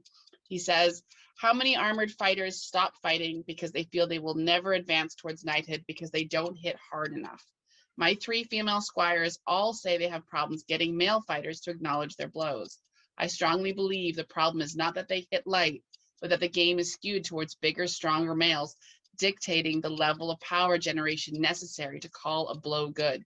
Perhaps we, the chivalry, need to give hard thought to changing the baseline for a killing blow, being based on strength, and instead use skill as the baseline. If the opponent strikes you with a clean, well-delivered blow, it means they beat your defense, and perhaps you should acknowledge it. I love that. I kind of avoided talking anything about armored combat, just because I think they're easier to rag on. If I'm being completely honest, they're further behind the rapier community when it comes to inclusion and diversity. And again, that is reflected pretty solidly in numbers and participation and ideologies and stuff like that. So yeah, I agree. Also, I will admit that lots of times men just won't take blows from women and they will put it underneath the guise of they didn't hit hard enough, even when they did hit with sufficient force. So there is also that internal bias and misogyny to deal with. Absolutely. Enzio, you've had your hand up for a long time. Did you have a question?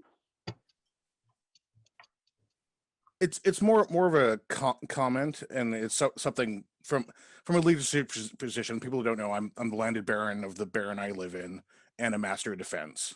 Mm-hmm. And this is just calling up other people for bad behavior, because something that happened to me when I was of lower ranks, and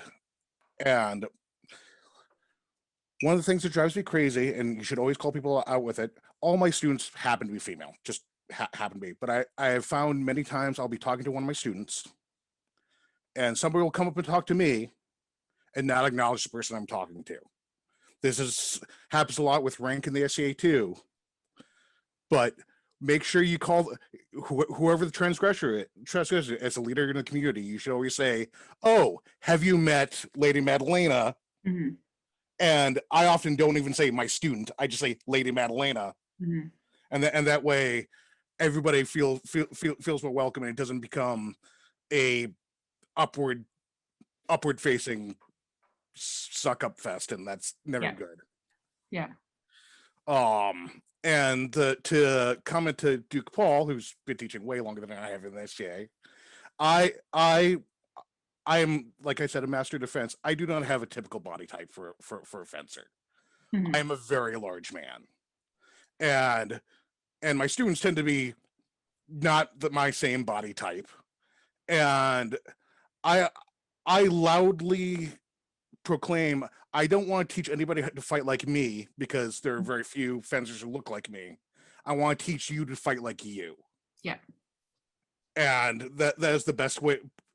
And sometimes I'm an ass about it when I see somebody trying to teach 6'4" lanky guy technique to somebody who is not that. Yes. Yeah, there's things that just won't work if you don't take the body that you're teaching into consideration. It just doesn't work. I see Jed has his hand up.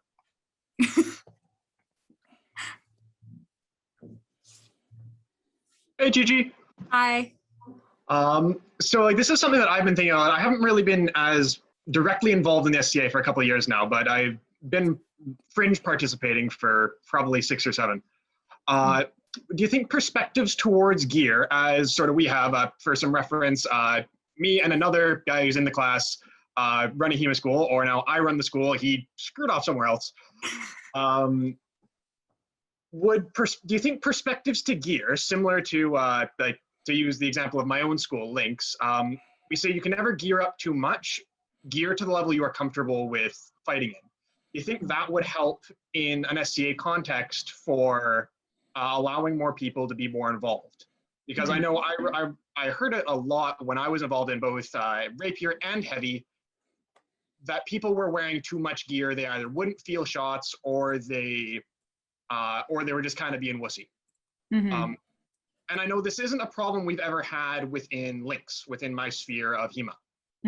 People not being able to feel shots because they aren't wearing enough gear. People should gear up to the level they're comfortable fighting with, at least according to our standards. Do you think that would help in your context? I think maybe. I think when people do that, there also needs to be a conversation around how much gear you are wearing. And I love seeing that in list fields when we are participating and then someone announces before the tournament starts, hey, I'm wearing extra chest protection. If you hit me, please tell me. I might not feel it. It's new. I'm learning, or I'm adjusting, or whatever, you know? And I think that helps with the community in terms of just communication, because the communication is important anyways. Yeah. But also, if you have a gender minority fighter who's coming into an environment and this is a violent combat sport, and you know injuries are going to happen, or you know that you bruise easily, or whatever it is, you shouldn't feel ashamed for wearing more armor, as long as you are communicating with other people that you are wearing more armor, and you may or may not feel things that come through, because you might not, you know, depending on how you're fighting, but people should feel comfortable wearing what makes them feel safe. You know what, as time goes on, they may armor down, they may armor up, you know, whatever it is, you should figure that out. But yeah, like you'll find the pieces of gear that you find you need. For instance, I know some people within Lynx wear fencing pants, other people don't. Yeah, and you know what, I used to wear chest protection for a long time, and then I realized, you know what, I actually don't need chest protection for the way I fight. Nobody hits me in the chest except for Gustav. Yeah, that guy. One person, or Guido underneath in the. That's not the chest. That's the stomach. But yeah. Also wanted to mention, Ro was in here. She really enjoyed most of the talk. She had to duck out early, so just want to let you know that. Awesome. I'm glad she was able to check it out. Absolutely. Yeah. But yeah, give it up. Those kind of thing. If I have any thoughts, I'll put my hand up again. Okay. We've got a question. Can we talk about the missing stair problem in the SCA? I understand that it is a difficult subject to bring up, or topic to bring up. Yeah, people don't like calling people out.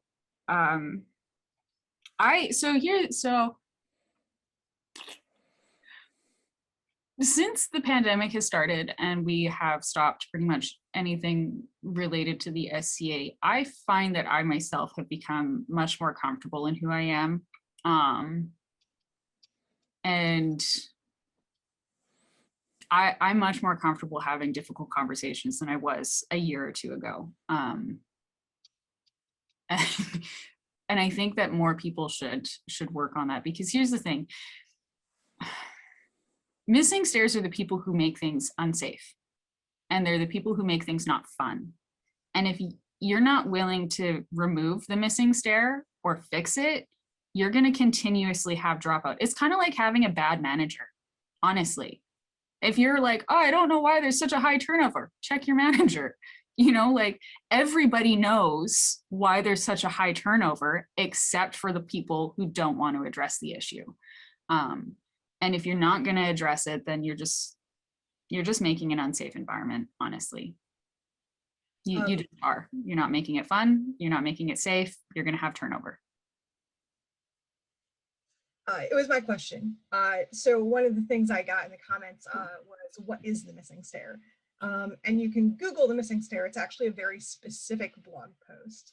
And it talks about, for those who are unfamiliar with the phrase, the missing stair, it talks about how when you go into a group and it's a new group and you're like, oh, hey, watch out for so-and-so. they're kind of a problem and we don't include them in these things or whatever because of this, but like we don't tell them to go away. Or watch out for so-and-so, he might say this, but like it's just that person. It's okay. We all know who they are and that's fine. It's not fine, actually. And we're now starting to be able to say, we don't say that here. We don't do that here. And it's not okay for you to continue to be that person. And so the context of asking, you know, about the missing stair is, you know, if you're unfamiliar with it, go look up that blog post, because it's a really good blog post, but it's a concept that we started incorporating in other groups. And so, you know, it's a good thing if we get other buy-in from other people who are powerful enough to have that voice to say, yeah, you're not cool. It's not cool for you to keep hitting on every new woman who comes in this group. You're making them uncomfortable. Like, you can't, like, you wait for all the girls to get drunk and then you try and take them back to your camp. No, that's not okay. And these are, and a lot of times these are people that we have for a very long time harbored in the SCA and made comfortable and just made accommodations for. And those accommodations are what the missing stair is about. Yeah.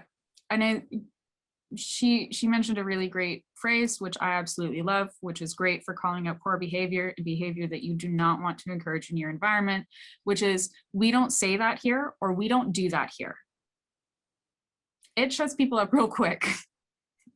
Another great thing is if people make an offhand comment or a joke that isn't funny, or that is degrading to, you know, gender minority people or different people of different ethnic backgrounds, is, I don't get it. Can you explain that? And watch them fumble. And then they will very quickly realize that that is not acceptable behavior in that environment, and do it as many times as necessary. We don't say that here. We don't do that here. I don't get it. Could you explain that? Those are great for microaggressions. Awesome. I do notice we have several female knights, and I don't want to put anyone on the spot. I was wondering if there was anyone, or maybe some female orders of defense that would be interested in sharing their perspectives or their journey, and have any advice for the women coming up the ranks, or gender minority people coming up the ranks that could use some advice. So I have a totally different perspective than most of the people on here. I read these stories that people have, and I realize that I had it really good. I've had very few negative interactions with people on the field.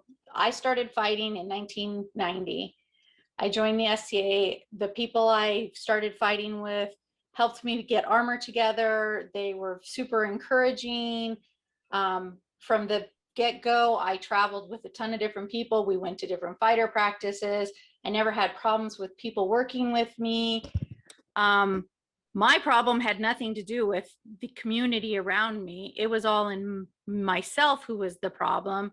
I held myself back. It was nobody else but me who held myself back. I also developed serious knee issues early on. So when I started fighting, I was in my mid-20s. By my early 30s, I had severe knee problems, but I refused to give up fighting because it's the only time, really, honestly, my knees didn't hurt, because I had so much joy in the fight. In 2015, when I was 49 years old, I had both my knees replaced. I came back after knee replacements. And during that time, and all that time that I was fighting, I always had wanted to be a knight, but I knew I was not putting in the energy I needed to be a knight. And I don't mean that I wasn't, you know, fighting super hard and going overkill with what the guys were doing. I just knew what all my male friends were doing before they got knighted, and I wasn't doing half the stuff they were doing. So I knew that I wasn't putting in the work that I saw my male friends doing. But when I was recovering from my knee, before I had my knees replaced, one of the things I decided was I was going to come out strong after my knee replacements. So I invested the time in doing my Pell work every night. I didn't miss a night of doing Pell work for 2.5 years before I got knighted. And I'm not talking about investing a ton of time. That took me 10 minutes every night. It's just the dedication that made the difference, and the mindset that I had when I went into the fighting or into the Pell work, and what my goal was. When I finally got back to the actual fighting field, all I wanted to do was have fun. And it was the joy of becoming a better fighter. Knighthood was way far in the distance for me, because I really just wanted to have fun with my fighting. And I traveled a ton. I did the shiv hunt, which probably was the best thing that I ever did. And the reason why is I took myself out of my comfort zone, and I had to go ask people I didn't know to fight with me and have them sign the book. And they all would say, not only would they tell me what I was doing wrong, but they told me what I was doing right. And I think that was the key, is that I not only had, here, you need to work on this, but you're doing this right. You're doing this correctly. Wow, this was a really fun fight. And it was the positives that were mixed in with the negatives that really gave me the confidence to really continue fighting. So, and then when they offered me knighthood, I was totally blown away. I didn't think I was even close to it. I can honestly say I would have never stopped fighting regardless if I ever got knighted or not, because I love to fight. And that's what drives me, is the pure joy of fighting. My advice to most people out there, regardless of their gender, is fight because you love to fight, and never forget the joy of the fight. The rest of the stuff is just extra. It's what you do when you're out on the field and the joy you have and the smiles it brings. That's the important part. So that's my story. Wonderful. Oh, and I'm from Artemisia, and I'm Kelwyn Ratslayer. Thank you. Thank you, Helen. That was amazing. Anyone else have anything they'd like to share from a peer's perspective?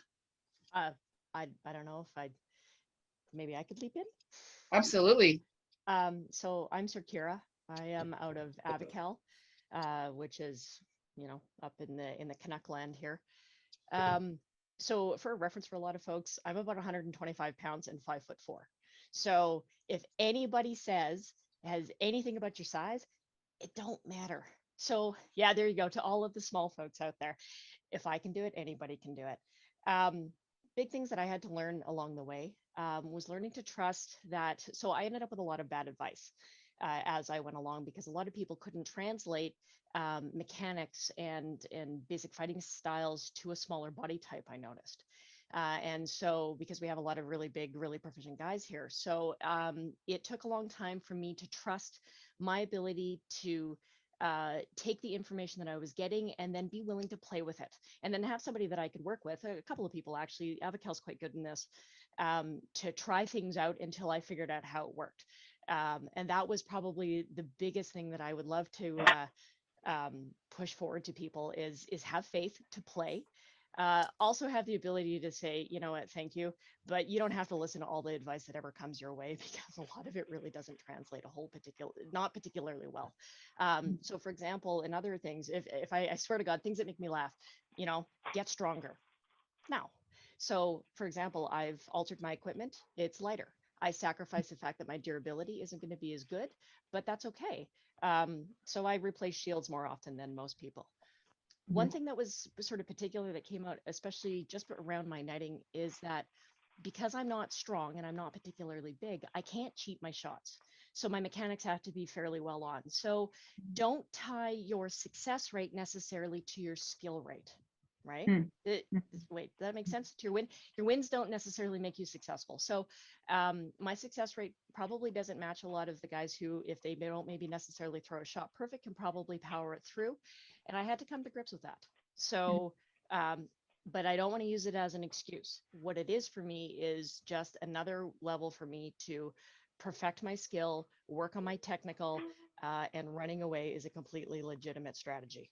Completely. So in particular, if you're a small fighter, don't get in your head about it. Don't get too worried about the big folks that are out there. Feel free to play. Technique is going to be your savior, so definitely work on your skill. Speed is awesome, and having allies is good. If you can find a training partner who can work with you, where you have no ego and is willing to play with you, who can give you good feedback. And I guess, you know what, here's the last thing before I ramble on too far, was something that had happened to me long ago, was the aspect of overpraise. So I would have issues where you'd go out and you'd have practice, and you'd have me and 3 other new fighters that are there, and we would all do the same thing. And for whatever reason, I'd get, I'd either, was allowed to have a kill on a lighter shot, or my technique wasn't really as great, but I'd have people come up and say, oh, that was really awesome. And I totally respect that they were trying to be supportive. But then I'd get into a tournament, and tournament brain's a lot different. And tournament brain, you're out to win because that's a tournament. That's what you should be doing. And I'd get my ass handed to me. And my first one, I was just in tears because I'm like, why do these guys, take my shots in practice, and then I get to tournament and they're beating the ever living tar out of me. So I had to go back to the guys at practice especially when I was new, and said, if you will not take this shot in a tournament, do not let me take it here. And that forced me to really work on my skill. So it's a hard thing to do because you really have to take responsibility for your own progress, but it'll help in the long run in the sense where you get into a tournament and then the guys are gauging on you consistently at all times. So those are the big things I would put forward. Can I just touch on something? Sure. Yeah, don't coddle women in practice. God, no. That drives me absolutely crazy. Because it plays into the idea that women are less than, and that because they're women, they are not as good as men. And they will continue to not be as good as men if you do not train them properly. And if I'm not. Right? Yeah. If you're, that's okay. If you wouldn't do that with a guy, why would you do it with a woman? Which is precisely why I'm actually against female attorneys, to be honest. I know that there's a lot of mindsets on that, but in my opinion only, segregation does not mean equality. So I want us to all play together. This is the most equal and involved thing that I've ever done, and I don't want to lose that. I find, the female attorney thing is like, I think there's a lot of mixed ideas on whether it should or shouldn't be a thing. And I remember talking with someone about that. And I said, if there's going to be a good attendance, I think it's good. And I think it's a good way to maybe get more women involved to start, as it's viewed as a slightly safer environment, but it shouldn't be the norm. It shouldn't be the standard, I think. But if that's what it takes to see more women fighting and to see more women start to feel safe fighting and to feel comfortable fighting, I think it's awesome. To highlight that, but I don't think it should be a standard. I think, can I just add to that real quick? I also think that having practices where women, we've had a couple of women's meet and greets, and I think those have gone a lot further than just the tournament, because it makes more of a environment where you're interacting and sharing, whereas a tournament can turn into who's the baddest of the day. And a meet and greet is more about, let's come together and talk about what it's like to fight as a woman and what tips we can give you for whatever, for the right cup to wear or whatever. Those environments, I think, work better than an actual tournament. I actually, you know what, there was something I missed that I didn't touch on, and that was around creating environments and support groups for women around fighting and stuff like that, an environment where women can talk to other women who are fighting, because we have a lot of shared experiences. And I think there's a lot of advice and knowledge that gets missed or doesn't get passed around the same way, because our experiences are so different from men, but our environments are so dominated by men that we just, I think there's a lot of stuff that could be learned from having more support groups or networks or, meet and greets, like you said, where women can talk to women about, or gender minority people can talk to gender minority people about what they go through and what helps and what doesn't help. And sorry, Brigid, I know I was hopping up and down in the video. I don't know if you can see me, but it was ridiculous, and I apologize. So I am Maester Brigid, and I run the Lady Rapier tournament at Penzic along with my co-conspirator, Master Illidor. And we have been running this on and off for a very long time now. And I, for the longest time, actually hated the tournament, and I was not super quiet about it for a wide variety of reasons. And a lot of it comes down to how we were treated at Penzic for running it. And the Lady Rapier tournament had gotten hijacked by a male-dominated group. And then it turned into this weird tourney circuit thing for a while, and we took it back over because we realized it was a very exploitable demographic, if you will. And so I had a lot of feelings about it, because I felt that we didn't necessarily need gendered tournaments. And as we've taken the tournament back at Penzic, it has went from 10 people showing up to the tournament to over 60 people sometimes, usually in the 40s, but we've got people who show up. And part of that is because they want to see who's made it. They want to know who represents them.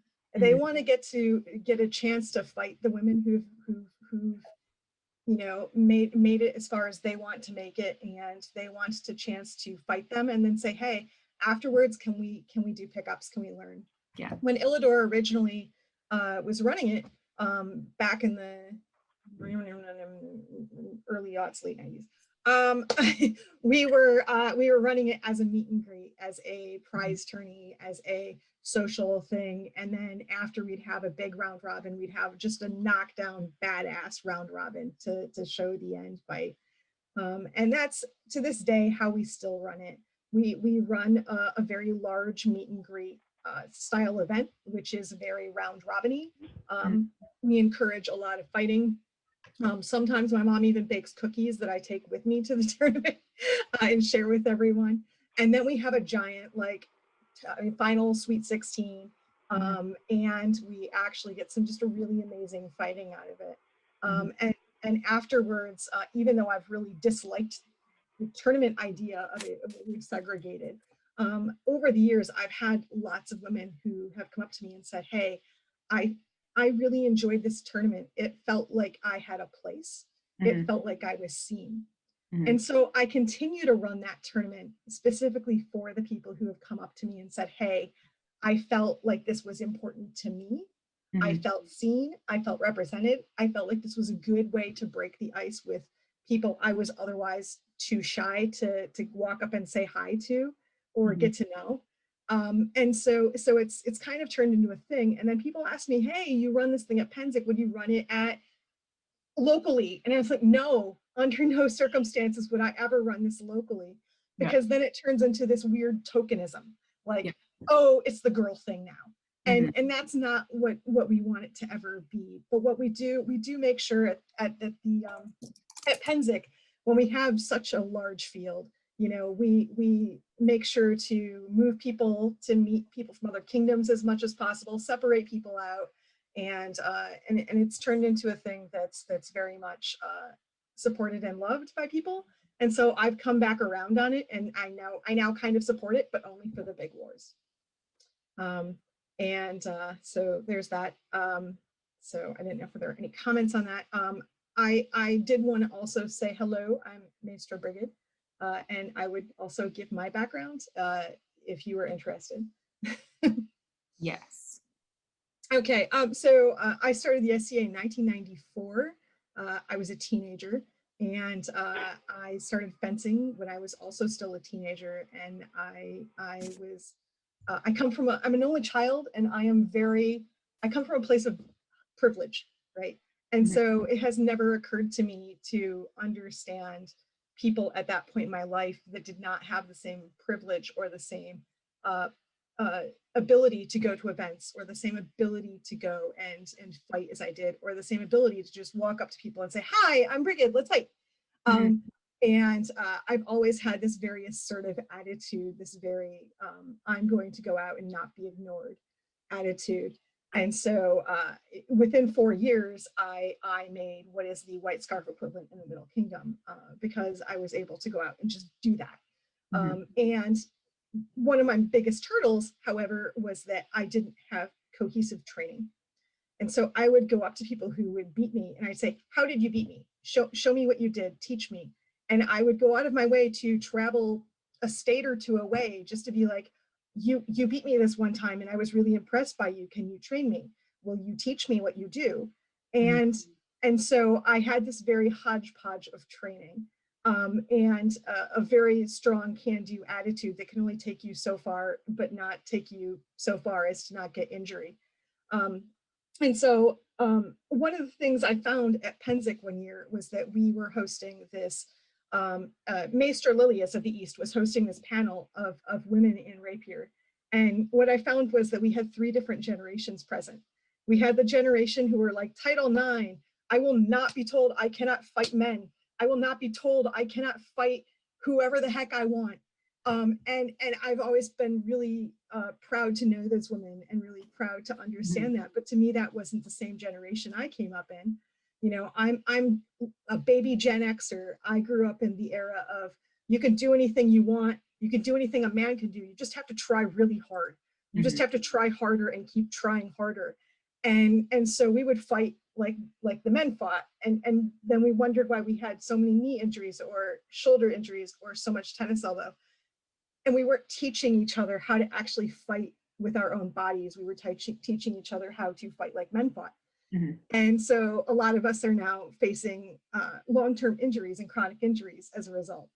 And we also had a big problem with the adrenaline dump because boys don't cry, so we shouldn't cry, which was super toxic AF because boys can cry and we can cry. Everyone can cry. It's normal. It's just biology. It's just water. It's fine. It's harmless. But we didn't know that, right? And so we had so many problems dealing with that. And so the third generation, which was present, we had several millennials present, and they were like, yeah, none of that's good. Women's bodies are different. Crying's okay. And like, y'all need to like calm the fuck down. And so we were like, oh, really? Okay, cool. And so that was the first time I realized that there are different generations of how women approach sports in the modern world and how that transferred into the SCA world. Like, if I'm gonna fight in the real world, like, or do a sport in the real world, I don't want a boy to see me cry. Like, that's just not gonna happen. And if a boy can do something, I can do it, right? And what came to my realization, all 5 foot, you know, nothing of me that weighed 95 pounds when I started fighting, I don't weigh that now. You know, now as I get into my middle-aged years, I'm like, wow, I have a lot of chronic injuries and it's difficult, like, right? So I'm very happy to see that we have a new, much healthier generation approaching the fighting community from both the modern sports world and how our hobby basically is just a filter that covers how modern society is. And coming back into a lot of things that you touched on earlier, which is bias, like unconscious bias. You know, I've had a lot to learn and I still have a lot to learn, right? And so a lot of times early on in my career, when people would say, you know, someone would come up in circle and, you know, I was an early 20-something in circle and I'd be like, well, I could make it, why can't they? And a lot of that has come around to tell me that when I'm in circle, I need to make sure that I'm not being unfair to people who do not have the same privilege or the same background or the same difficulties and other people who have these microaggressions or difficult biases or outright bigotry against them. Those were things I had to learn along the way. And I didn't understand as I was advising the Crown early on versus how I can advise the Crown today. And so it's important for people in circles, in these peerage circles and other circles, to understand that they need to continue to grow. They need to continue to expand how they view the world and what they can do to make it a better place. Totally. Learning is a lifelong thing. Guido, I saw you put your hand up. Yes. So I'm Master Guido, and when it comes to the establishment in rapier combat, I am it. I've been around since the very beginning of on-tier rapier combat. I am the dinosaur in the room. And I'd just like to say, I've seen a lot of positive changes over the years. I've also seen a lot of sort of stagnant fail to grow over the years, which is somewhat upsetting for me. But the most important thing that I think any instructor has to understand is that what you teach is not necessarily what the other person can learn. And sometimes you have to modify that. And a lot of your students are not willing to stand in class and say, I don't understand what you're trying to get me to do.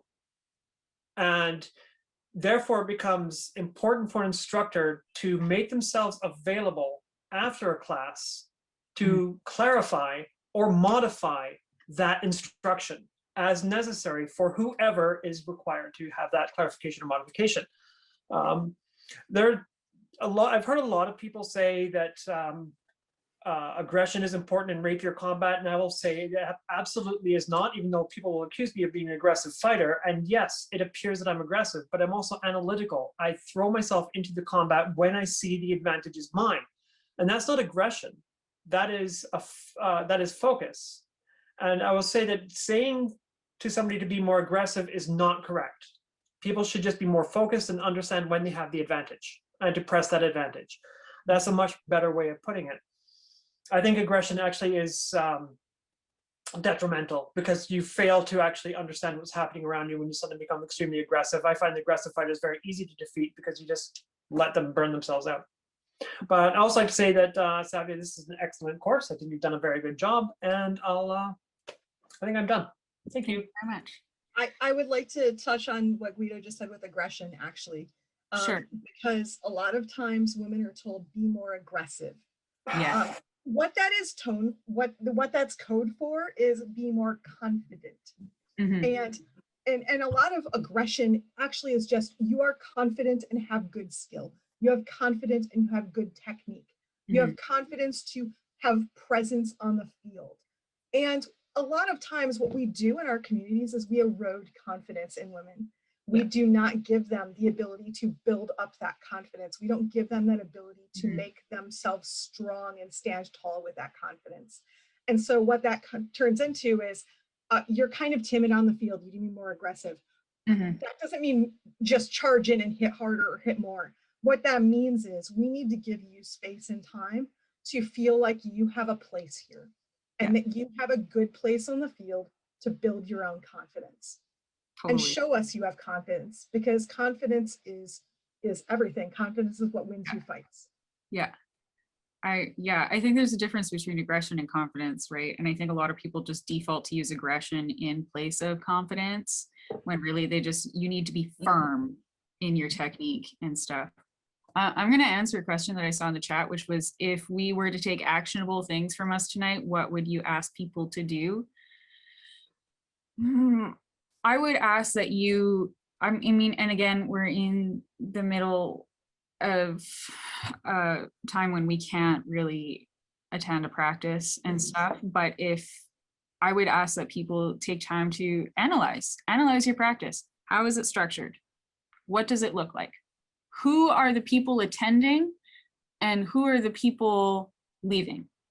Who's sticking around, who's leaving? Just kind of take time to look at your environment and actually analyze what your environment looks like and who is it supporting? Who are the people who stick around? Because I can guarantee you there is a type of person that sticks around, and you might have a person who doesn't quite fit that mold stick around, but they're going to be like a token. They're just the one person, which I mentioned earlier, which was like the born fighter, the one who's like, I can do this.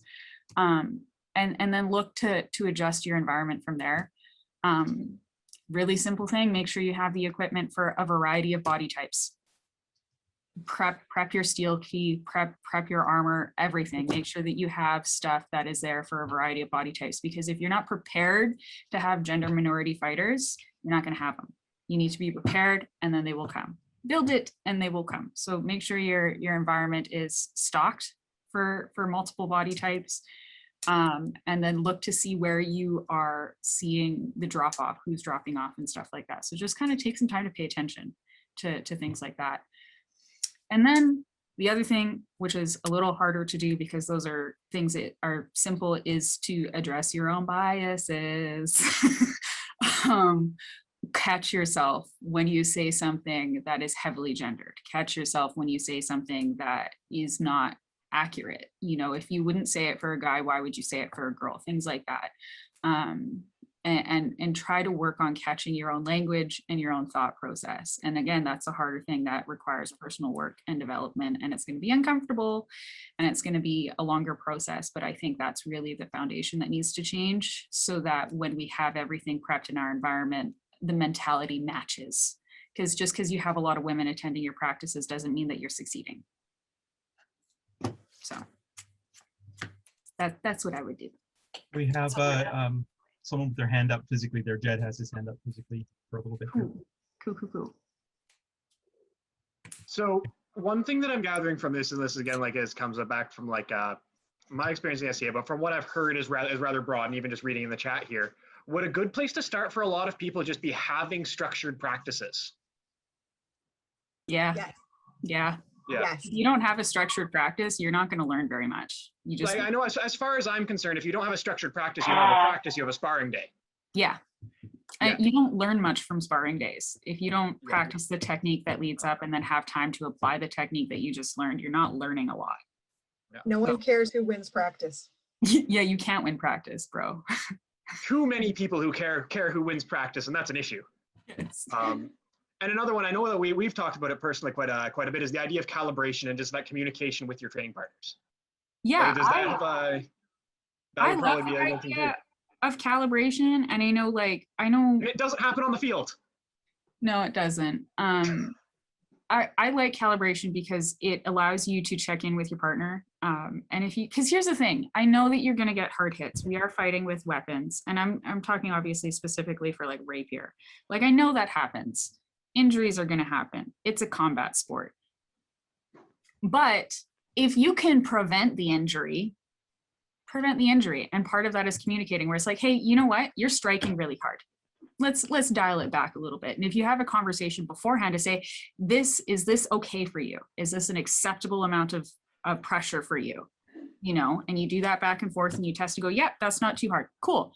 You aim for that. And then you have a standard set. So when you go above that, you can dial it back down to that.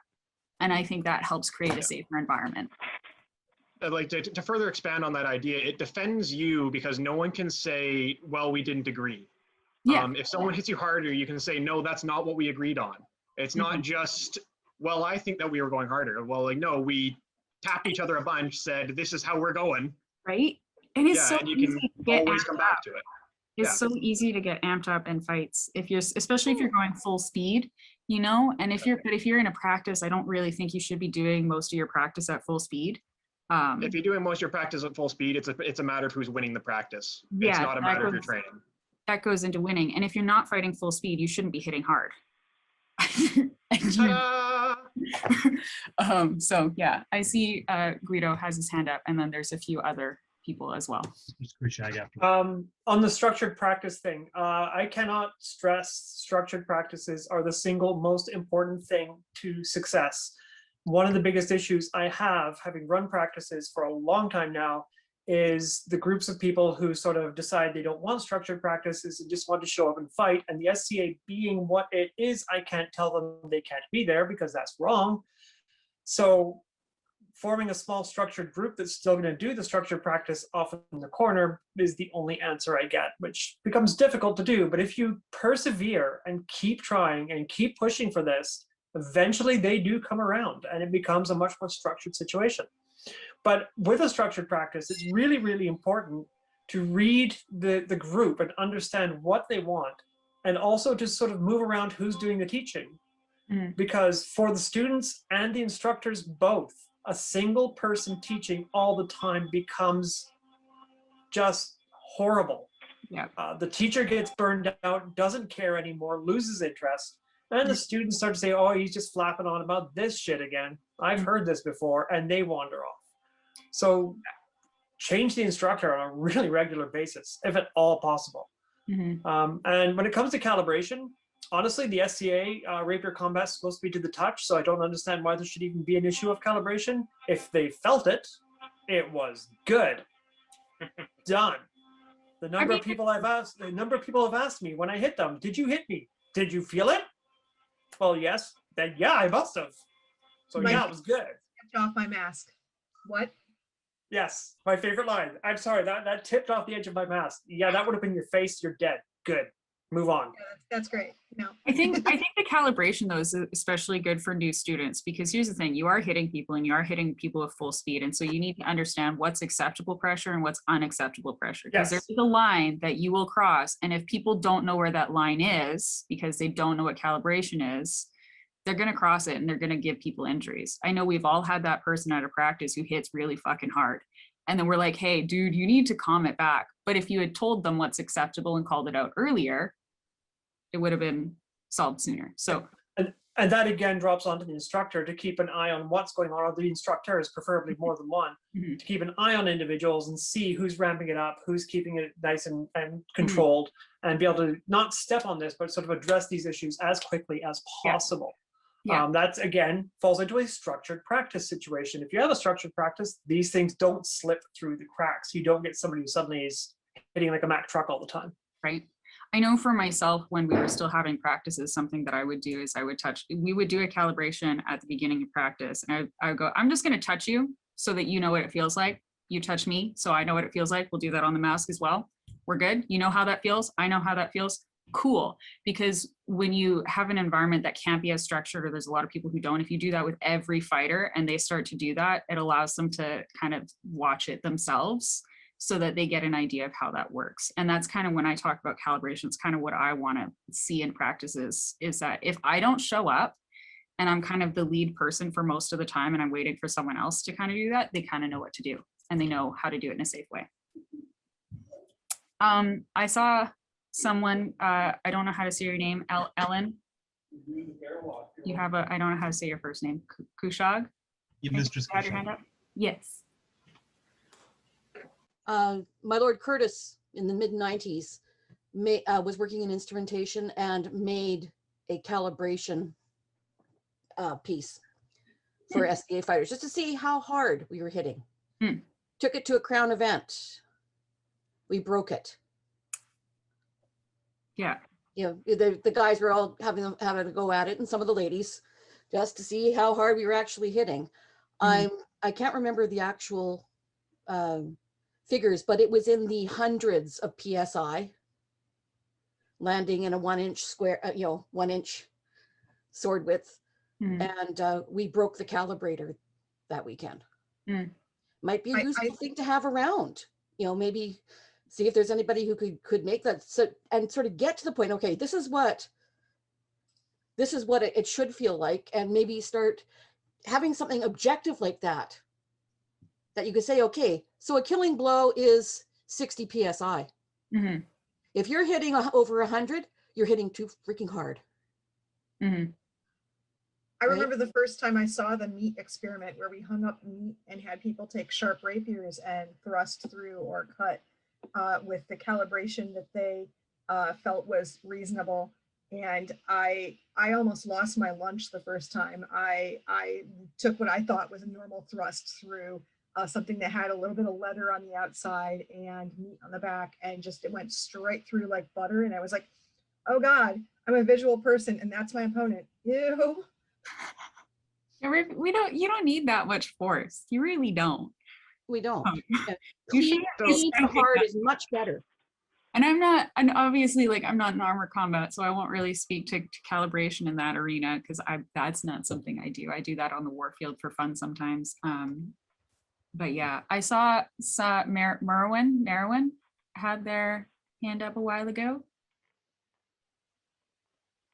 You're on mute.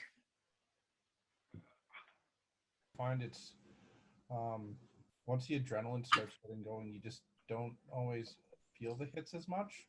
Like something that felt good at the beginning of fighting, like once you're like amped up, more especially in war, which was actually where Merwin has had the main majority of her issues with armored combat, was at the beginning. First maybe 1 or 2 encounters, everything was fine, people were being nice, the adrenaline starts getting up, everybody's kind of getting tunnel vision.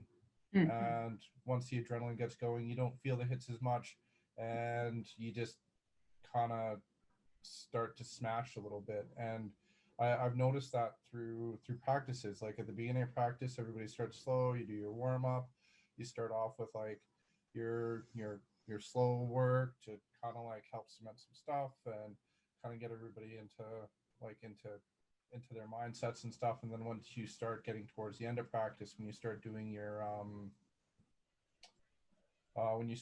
mills and stuff, and people are fighting consistently, once you're like in that fourth person in your mill, like you're kind of a little numbed to the combat, and you've just been fighting for 4 or 5 people, and then you just kind of smash a little harder. Like that's something that's super hard to control. Obviously it's something you need to, like, not excusing it, but it is a natural progression of things. Even if it's something that needs to be monitored and controlled, it is a natural progression of it. At least that I found with heavy combat. I can't speak to rapier because I've been to 3 or 4 practices. I like the idea of a PSI tool, just to chime in while we're unmiked, like actually measuring with PSI, because there's some times that I've been smoked to the point that I have a golf ball under my skin, and I'm like, was that really necessary? You're obviously a more skilled fighter than me. I'm a newbie. I told you that at the beginning of the tournament. Like, do you have to really have to slam me? I'm gonna admit that I'm dead sooner than pretty much anybody else. Sir Kira, did I see your hand up? Yeah, sorry. This is kind of segueing off a little bit for something. Yeah. This actually has something to do with how to be competitive when you've been taught to be cooperative. Yeah. This might be something that women have run into in the past, where you're taught to accommodate, to ensure that, we always say this, everybody has to have fun, but men seem to be better at being able to have fun and kicking ass, whereas women have a tendency to have fun and make sure that we've hosted. I'm stealing this actually from Squire Kate. We've hosted and made sure that our other opponent has had the fun, has had a good fight. And I have seen, and some have experienced, they have essentially given the fight away because of that. So learning how to get around that, and I don't have the answer for that, because I admit I'm kind of a little badger on the field, so I don't really suffer from this issue. But for some that have, it's been a real mental gymnastics rung to go in and be like, no, I own this space. You're engaging in the fight with me. I'm not giving it to you. You'll get a good fight, but I'm not gonna I'm not gonna take responsibility for your emotions. Does that make sense? Yeah, that totally does. I know women tend to have that issue way more than men do, obviously, having confidence in their skills and ability. We're much more prone to self-doubt and stuff. Like, okay, so like this class right here, the only reason I'm teaching this class is because months ago, somebody had reached out to me about something and they said, oh yeah, by the way, if you want to teach a class, that would be great. And then like 2 nights later, I'm like ranting and raving to my husband about gender differences in the SCA and just gendered issues like gender science all night long. And he's just like, you should maybe teach that class. And I was like, are you sure though? Like, will people really want to hear that? And yeah, people want to hear that. But I had that doubt in like, not even just doubt in my ability, but also doubt in other people's desire to hear it. And like that kind of goes back to like hosting and wanting to make sure everybody has a fun time and not just yourself. And it's just like, well, sometimes it doesn't matter what the other person wants. Sometimes it needs to be said. Sometimes things need to happen. And to further that, I actually, in a slightly the same vein, is that, especially after I got knighted, was trying not to take on, my path is not your path, and it's not other women's path. And so it was really difficult for me not to go out there and have people come up to me, and especially a lot of the non-fighters are like, man, it's really awesome to see a woman out there. And I'm like, I'm not doing this for you. Yeah. Not to be a jerk. Like, I appreciate that you are happy for me. But that was something that was, I've actually especially in the last year, really had to take aside and be like, you know what, I will support anybody who wants to talk at any point of day, but I'm not taking responsibility for your journey.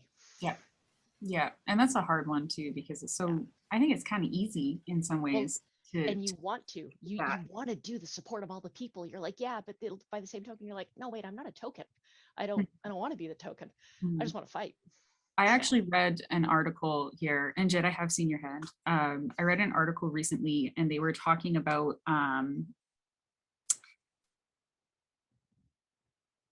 did I lose the thought? I lost the thought. I'll come back to it, and I remember. What were you gonna say, Jed? I just wanted to offer like a little bit of clarification on just to go back for about 12 seconds. Calibration and the ability to be able to control your strikes under adrenaline as a kickboxer, as a boxer, as a sword fighter is something that needs to be trained. The reason that people cannot do it is because they don't train to do it. And if that's a hard thing to hear for a lot of people, but that is why things are that's why it's hard to control things when people can control. I'm a kickboxer. I've literally broken 2x4s with my shin. I can throw that strike at a level to someone's head where I can tap their ear, or I can break a 2x4 with a leg kick. The reason that it's hard is because it's not trained. Also, the other thing with calibration is that it's not necessarily tournaments but it's for training. It's the things that it's the time you're spending with your cooperative training partners. In Kaya's book, it's social violence in play. Yeah. Yeah. Yeah. Kaya's a good friend of my other teacher and I's school. But yeah, that's Kaya's great. We love Kaya. It's where you're spending your time with the people you're working with. That's where calibration is really important. And the more time I can spend working with my partner and not injuring them, not having them sit out because they're winded because of whatever reason, is more time that I get to play and I get to get better. This thing we say in links, don't break your training partner, you don't get a new one. Yeah. Yeah. Don't break your friends. Yeah, exactly. And that kind of goes back to having structured practices. If you don't have a structured practice, it's going to be really hard for you to learn calibration. It's going to be really hard for you to learn techniques. Just in general, it's going to be hard for you to learn these stuff or these things. But yeah. Yeah. Any of those things are skills that need to be worked on. They're not just things that are innately challenging. Yeah, they take practice. Just like stabbing somebody in the face with the lightest touch takes a lot of practice, takes a lot of skill. And it takes a while to train that because you go through periods of hitting too hard, you go through periods of hitting too light, and you got to learn that middle ground and stuff. And I think, we see that a lot with rapier, right? I know I've had to, I pull up my shots about this much too short half the time because I'm scared of hitting my opponent. And so I have to work on, in my training environment, saying, hey guys, I am working on connecting my shot. I might hit a little bit harder. Please tell me what my touch is like. And we have that open communication and dialogue with my partner beforehand. And they're aware of what I'm working on in that practice so that I don't hit too hard and I learn how to just touch them. Calibration is almost just kind of a way to practice communicating with your partners. And you just build that space that allows it to be accepting. You don't have to force it. You build it and it allows it to happen. And that's a part of creating a culture and an environment around safety and inclusivity as well, because that's something I think a lot of the SCA does need, is learning how to create a safe practice environment, how to create, and not just a physically safe practice environment, but an emotionally safe practice environment. And that comes through having open discussion with your practice people about what you're working on, what you're scared of, why are you not making that breakthrough? Like I said, I was scared of hitting people. That was a fear I had. You wouldn't think it. Like I thought, I'm good. I'm not scared of hitting people, yet my shots are still an inch short. So obviously there's something in there that's scared of hitting people. So I need to work on breaking through that wall, right?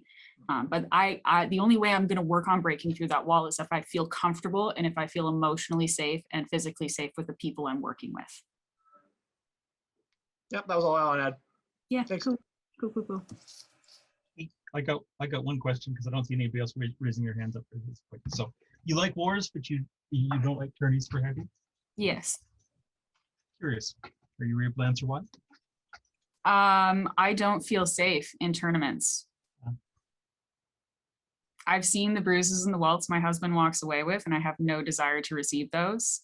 I have heard the discussions or the things around concussions, and I know part of that comes from your equipment and having good equipment, but good equipment is also expensive. So there's a bit of a financial barrier because my husband's got his armor and then I have my armor. That's 2 sets of armor, which is a lot of money. And then I have my rapier equipment on top of that. So part of it is financial, but another part of it is safety.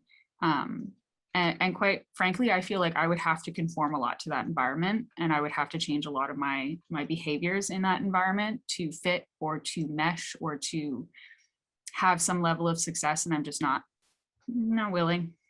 And I find I just have a lot more fun on the warfield. I feel like that's a fun environment, and I feel it's pretty chill for the most part.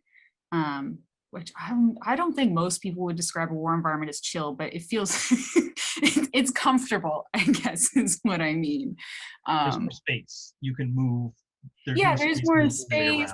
There's less pressure, I guess. There's less pressure for me on a warfield than there would be in a tournament. And I think it's really, really easy for people to get amped up in a tournament to win versus to get amped up in a warfield where I can just avoid that person. Right. But if you're in a tournament, you can't avoid the person who's amped up. No. So Yeah, right. But on the war field, you can be like, oh yeah, that dude's not taking hits. He's obviously amped up. I'm gonna go over here.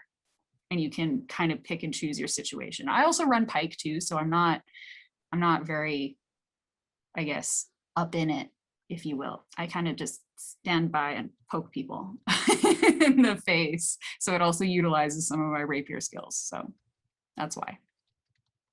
Yeah, onto your wars are low stakes.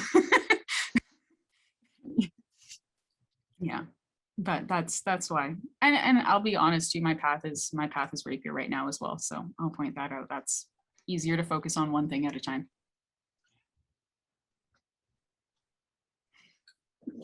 Wars for stakes lead to hard feelings. Yeah, I could see that. But it looks like Ulrich, you have a question? Oh, I think you're muted. No, I just had muted myself.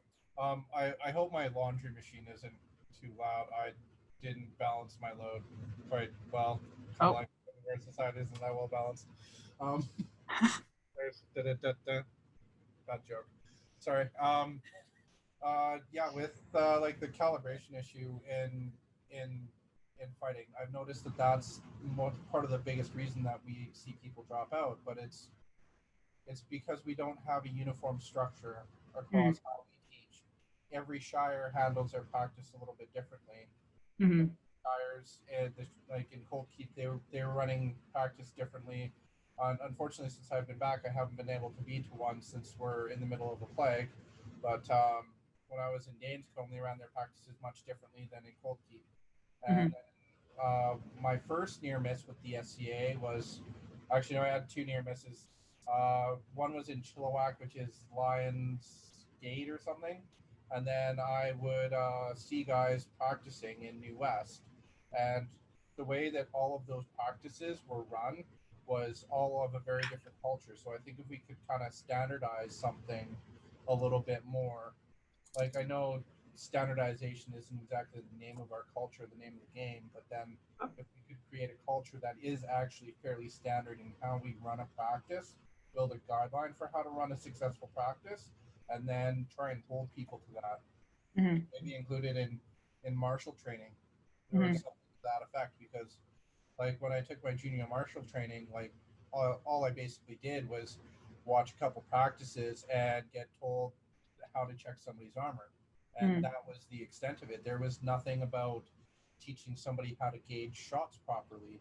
There was nothing about teaching people how to run these drills and how to teach somebody how to throw an effective shot. And I think if we included that into the martial lit, then we could create a safer environment, which I think would lead to a lot more inclusivity and safer grounds for women to fight in, because that I think has been a big thing that drives women away from at least the armored combat aspect of things. Like, you don't want to go home looking like you have bruises and stuff.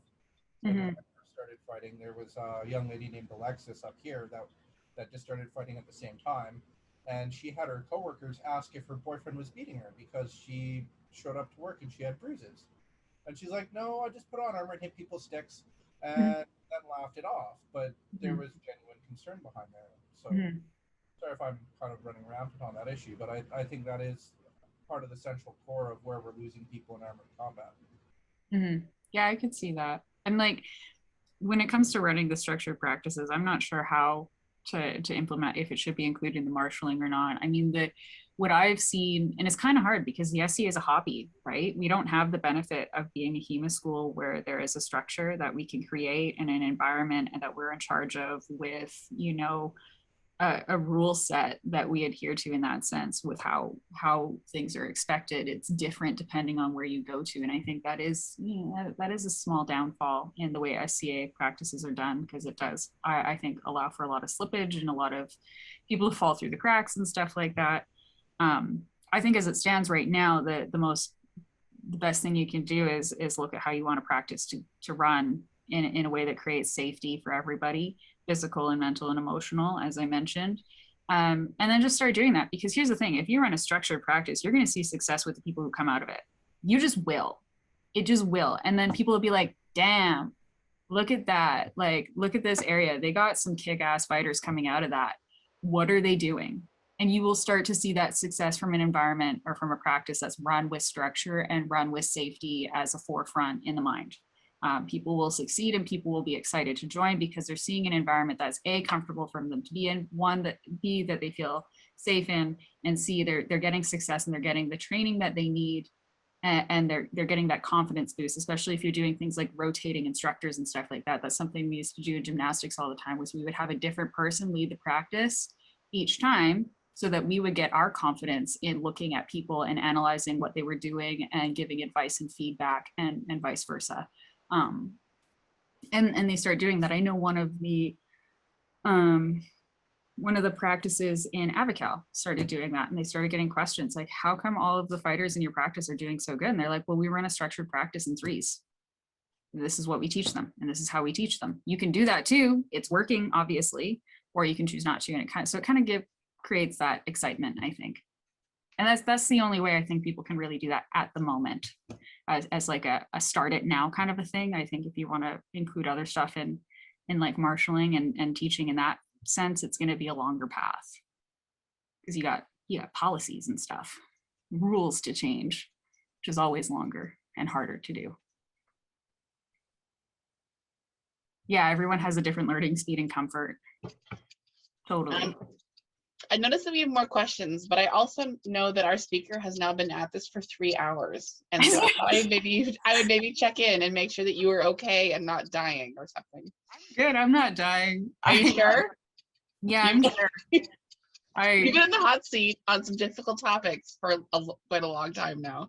I guess so, yeah. If we want to change topic, that's fine. I'm cool either way. Okay, I can talk for days on this. Okay, I just wanted to check in with you, make sure that you We know you're cool. Get her a coffee. Yeah. Actually, you know what? He was so sweet. He made me a pot of tea before we started, and then he also cut up orange slices and vegetables and did a little platter for me and got it all set up. Yeah, I have an awesome husband. How do I get my my platter? Somebody's falling down on the job. That's awesome. Good work, Draven. Right? Yeah. I'm on it. As always, he's on it. Is there a question from Shannon? Oh, okay, cool. Oh, sorry. I'm not sure if it's a question, but I was kind of like a really new fencer, like 6 months before the plague started. So I'm still a really new fencer, but I'm an instructional designer by trade. And I just keep seeing on chat forums, and of course tonight over and over again, like we need to have structured practices. But like that's just saying that doesn't make it happen. It doesn't make the instructor know how to do that. And I think there's this fear that, you know, providing teaching tools and some really basic backbones of teaching training to the instructors who are really good fighters usually. And actually that's a whole other issue. Like, you know, the best fighters don't always make the best instructors and vice versa, as you all know. But there's this fear that is too heavy-handed and would become too uniform from place to place. But I think people who design lesson templates would say, you know, you're giving them tools to, you know, like a checklist to follow, like, you know, but you can depart, you can go off the cuff from that, you can change it up. And of course, ideally, you're going to have different people stepping in and doing things their way anyway. I mean, every teacher is going to do things differently, and every teacher is going to have creative ideas. I think this is very doable at like the society level to develop a set of templates for a lesson plan. Like, here's the drill, here's the warm-up phase of the lesson, here's the drill phase with some simple repetition. If you're indoors in a space with a mirror so you can see yourself, like aerobics class, what are you doing? You know, that's great. And you sort of build up to the more applied parts to all of this, which is like the sparring, right? And then that hopefully gets you the great benefits that we've been talking about all evening, where everyone, you know, gets to shine and gets to feel comfortable and safe, and truly warm up and transition through phases of doing this in a, you know, in a way that's like really effective learning and teaching. So I don't know who like how far up the chain, like who to tell about this, but it is like I do this for a living. It's very doable to like make, to, you know, just draft these. And then of course, some people do it already. So there would be videos to show that, you know, to showcase like examples of, you know, what kind of instructor you can be or something. I don't know. That's my 2 cents. Yeah, I totally agree. And like, I have trouble with some of these questions in the SCA too. I'm not gonna lie, because like the resources are there. They are. You just have to take the initiative to look for them. I mean, like, especially for things like rapier, okay, because that's obviously my background is like, I have a shit ton of rapier books, modern and not modern. I have the texts, and I have new books as well, and they're there. And you know, and we have that benefit through the rise of things like HEMA and stuff like that, where there are much more resources on how to teach this specific thing, you know. And it's not like, it's not, do you know what I mean? Like, it's there. It's there. You just kind of have Well, to I take think and look like for you it. almost want to say it's not rocket science. Like this is so doable. This is low hanging fruit. It Like, really we can is. just, and we can do like our own version of this for the SCA. Yeah. That, you know, we don't, yeah, it's not actually a big deal. No, it isn't. I think people want to make it a bigger deal than it is, as a way to feel like they are doing something. Because it seems like it should be complicated, but it isn't. And then I think people make it more complicated than it needs to be, as a way of delaying the work that needs to be done. Because the work that needs to be done is, you know, sometimes it's that internal stuff that you got to work on, and or you kind of, the idea sounds good, but you're not quite committed to actually following through on it. So you make all these in-between steps that make it seem harder than it is, right? But yeah, there's stuff out there, and I think it's easier to set up a structured practice than most people realize. It just takes somebody who wants to do it, or somebody to take the initiative, which is going to be uncomfortable, and it's not going to be the same for, you know, not everybody's going to want to join in, but you can always do your own structured practice. And if you get one other person, you only need 2 people to make a practice. I think people need to also keep in mind too that just because you heard it from one person, it's okay if it doesn't sink in. You can hear it from like 3 different people, and it might be the 4th person who says exactly the same thing, and that's okay. Don't worry about that. And that doesn't matter what gender you are. Yeah, totally. It's kind of like, yeah, no, I totally get that. I've heard something 4, 5, 6, 7, 8, 9 times, and then finally somebody says it in a different way that makes sense, or they show it in a different way that makes sense, and I'm like, oh my god, Yep. that's what you like mean. Such a muppet afterwards. You're like, oh, that's, You're like, that was so simple. and it can come, and the other thing, it can come from any source too. Like, you never stop learning from everybody. And there's Yes. an art to sifting shitty advice and good advice. So it's Mhm. not a bad idea to take it all in and then kind of analyze it on your own terms. Yeah, you take it, and then you cherry pick what works for you, and if it doesn't work for you, don't take it. It's fine. You don't have to. Don't be a jerk if you're not going to take the advice, and just say, oh yeah, I'll take that under advisement, thank you. Like, Stomp off through your stuff and walk away. This is garbage. Yeah, no, don't do that. Right. Be polite, but yeah. And I think that was really hard for me to learn in the beginning, because I had so many people telling me how to throw a proper shot. Oh God. And I tried to do what every single person said, and I failed miserably until I found people to clarify what others meant, so that I knew I understood 100% what they were trying to tell me. Totally. Well, and I think that's really important too, if you're serious about going down a path for knighthood or to be a member of the Order of Defense. Finding somebody to help you sift through the information you're getting is really important, because if you're not tied to anyone and you're serious about going down that path, it's going to be hard, because everyone's going to give you advice, and it's going to be different or slightly different, or what they think you should do to be the kind of fighter that you could be. And like everyone has a different idea of the paths you could go down, right? So they're going to give you advice tailored to that path that they think. So if you can find somebody to help you sift through that and be like, that makes a difference, totally. Because if not, you can get lost real quickly. Spoke theory. My voice teacher called it that. So the concept is the hub in the middle of the wheel. And all the different ways of approaching that are the spokes. Okay. So if you don't understand one way, try a different spoke. There you go. That makes sense. Finally, Yeah. it's said to you in the way that you sort of go, ah, I get it now. Yeah, totally. Totally. Right. Good night, all. Need Good to go. night. Thanks for joining. Yeah. There's been a lot of questions. Maybe as a general question to women in the fighting community that are feeling a little stuck and a little overlooked. What are some things, maybe besides award recommendations, that peers outside or people outside that the fighting communities can do to support you?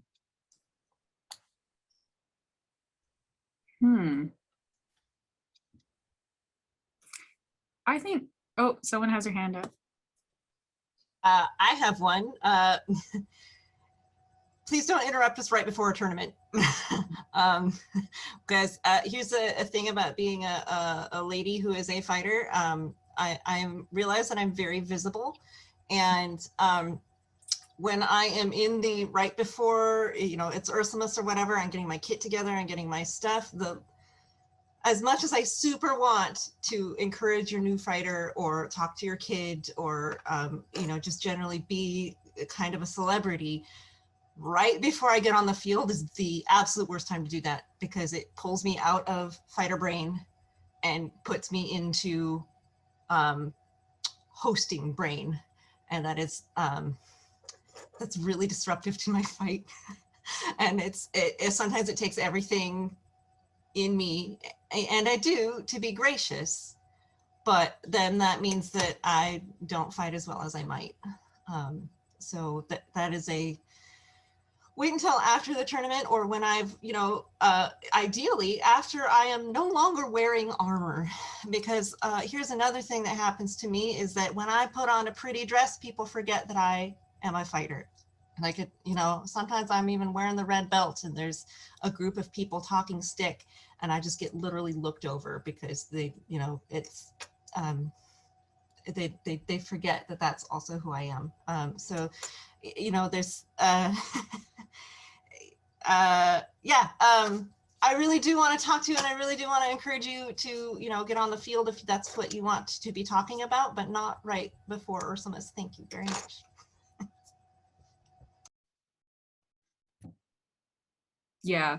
Don't interrupt people before tournaments. It's rude. Anybody, but women, some headspace is like fragile sometimes. Some people have a really strong headspace and it's like that for them, but other people, it takes a lot of buildup and there's rituals that they go through before a tournament. And if you interrupt that could throw off their whole game. So don't do that. Wait until after. I forgot what you asked, Eva, though. Well, I guess I'm curious, sort of more specifically, when you become a peer in the SCA, you take on some of the privileges of leadership, and some of that is that people listen to you more than they did before. What are some ways we can leverage peerages to support female fighters? Bring them up. Yeah. Talk about them, highlight them. It's not like they're not there, but bring them into the conversation more, I think. And highlight the work that they do. Like, I think there's, okay, so we didn't get to do this because of the plague, but I was going to host Northern Brawl 2, which was structured super practice, I guess. So there was lesson tracks and everything like that. And the theme of it was female fighters and gender minority fighters. That was it. So I made a point of trying to find as many female fighters that I could to teach classes, because it's not like they're not there. It's not like female fighters can't teach classes. You don't have to be a knight or a mod to teach that, right? And if you have the skill, you have the skill. If you have the knowledge, you have the knowledge, right? And so I was making a point to reach out to that. So I think bringing women into the conversation, bringing gender minority fighters into the conversation when you can, and stuff like that, and highlighting them is a thing that can be done pretty easily, I think, And then also like in practice spaces, I mentioned in the thing, you know, using women for demonstrations, having women teach classes or kind of lead the practice, I think is also key and important because they can, why not? And it puts them in positions of authority. Rotary, I see that you have a question, but I'm just gonna wrap this up and then over to you for a second. It's interesting because one of the things of putting together, so this platform, Lions Den, every week somebody comes in and very kindly gives a talk, or there's a panel discussion. Mhm. And I was having real trouble getting squires to teach. I wanted to do a heavy fighting thing. I was going to do once a month, have a fighting thing, and heavy fighting part of that. And squires seem very unwilling to teach. And I talked to my husband about it, and I was like, "What's?" Because he's a knight, and I said, "What's going on?" And it's like, "Well, it's considered kind of like in the heavy fighting community, knights are the ones who teach, and that like squires can be seen as being kind of uppity. Whereas, but now when I think about it, you know, if there's a barrier, if you're a female or a gender minority squire, and there is a ceiling to becoming a knight, does that preclude you then? Does that culture preclude you from teaching? Like, are you robbed of that teaching opportunity in that community? Okay, so like I've mentioned that I'm not always great on social cues. So I tend to talk to everybody the same regardless of status. Inside and outside the SCA. And that can be a great thing. And that can also be like a not so great thing because people are kind of like, wow, who's this chick? So I don't know. I didn't really even consider when I was thinking about running Northern Brawl. I didn't even think about whether somebody had a white belt or a red belt, or they had a red scarf or a white scarf or anything like that. I was like, I know that you're good at this thing, so I think you should teach on it, and I'm going to give you a platform to do so. Oh, I think it's I don't know dumb. if I broke social customs with that, and if I did, because I know with the first Northern Brawl, I was encouraged to get Masters of Defense and Knights to teach, right? But then with the second one, I was like, I want to highlight women fighters, so I don't give two craps about that, because reality is there's just not quite enough to draw on to have as many teachers for that, right? Especially close, who like aren't traveling 8+ hours to get there, right?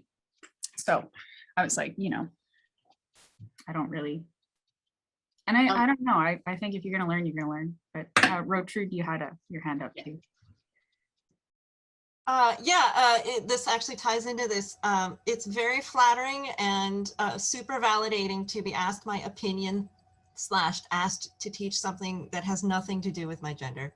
So if you ask me, ask me about how learning to fight is like learning how to drive, or ask me about my experience as a fighter with a visual disability, like that is the thing that I can teach you that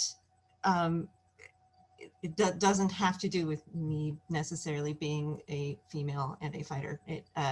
So, you know, it's like it's asking, it's a little bit akin to like always asking the one person of color in your group to always teach EDI classes. Maybe you should ask them to teach, you know, other things in their field of expertise.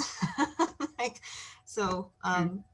mean, that is, and yes, I would agree. There is there is also the social stigma of like, I actually had to ask my knight the other day, like, would it be,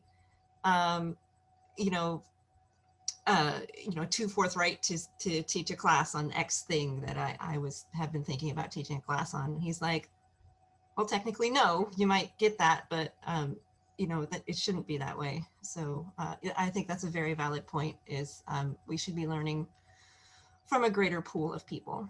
Mm-hmm. Mm-hmm. I totally agree. Yeah. I had a point and I forgot. Well, hi. Draven, you have your hand up. There you go. I'm on unmute there. Just is it? I know what your Grace, you were talking about that with the knights here, and here's what I keep hearing, especially with peerages, is you're not. What is that old refrain? Like you keep hearing it. It's like peers aren't made; they're recognized. And so if you have, I fight heavy and I fight rapier as well too. If you're the expectation is that you're a leader, but it's frowned upon that you teach, but yet that's what knights do.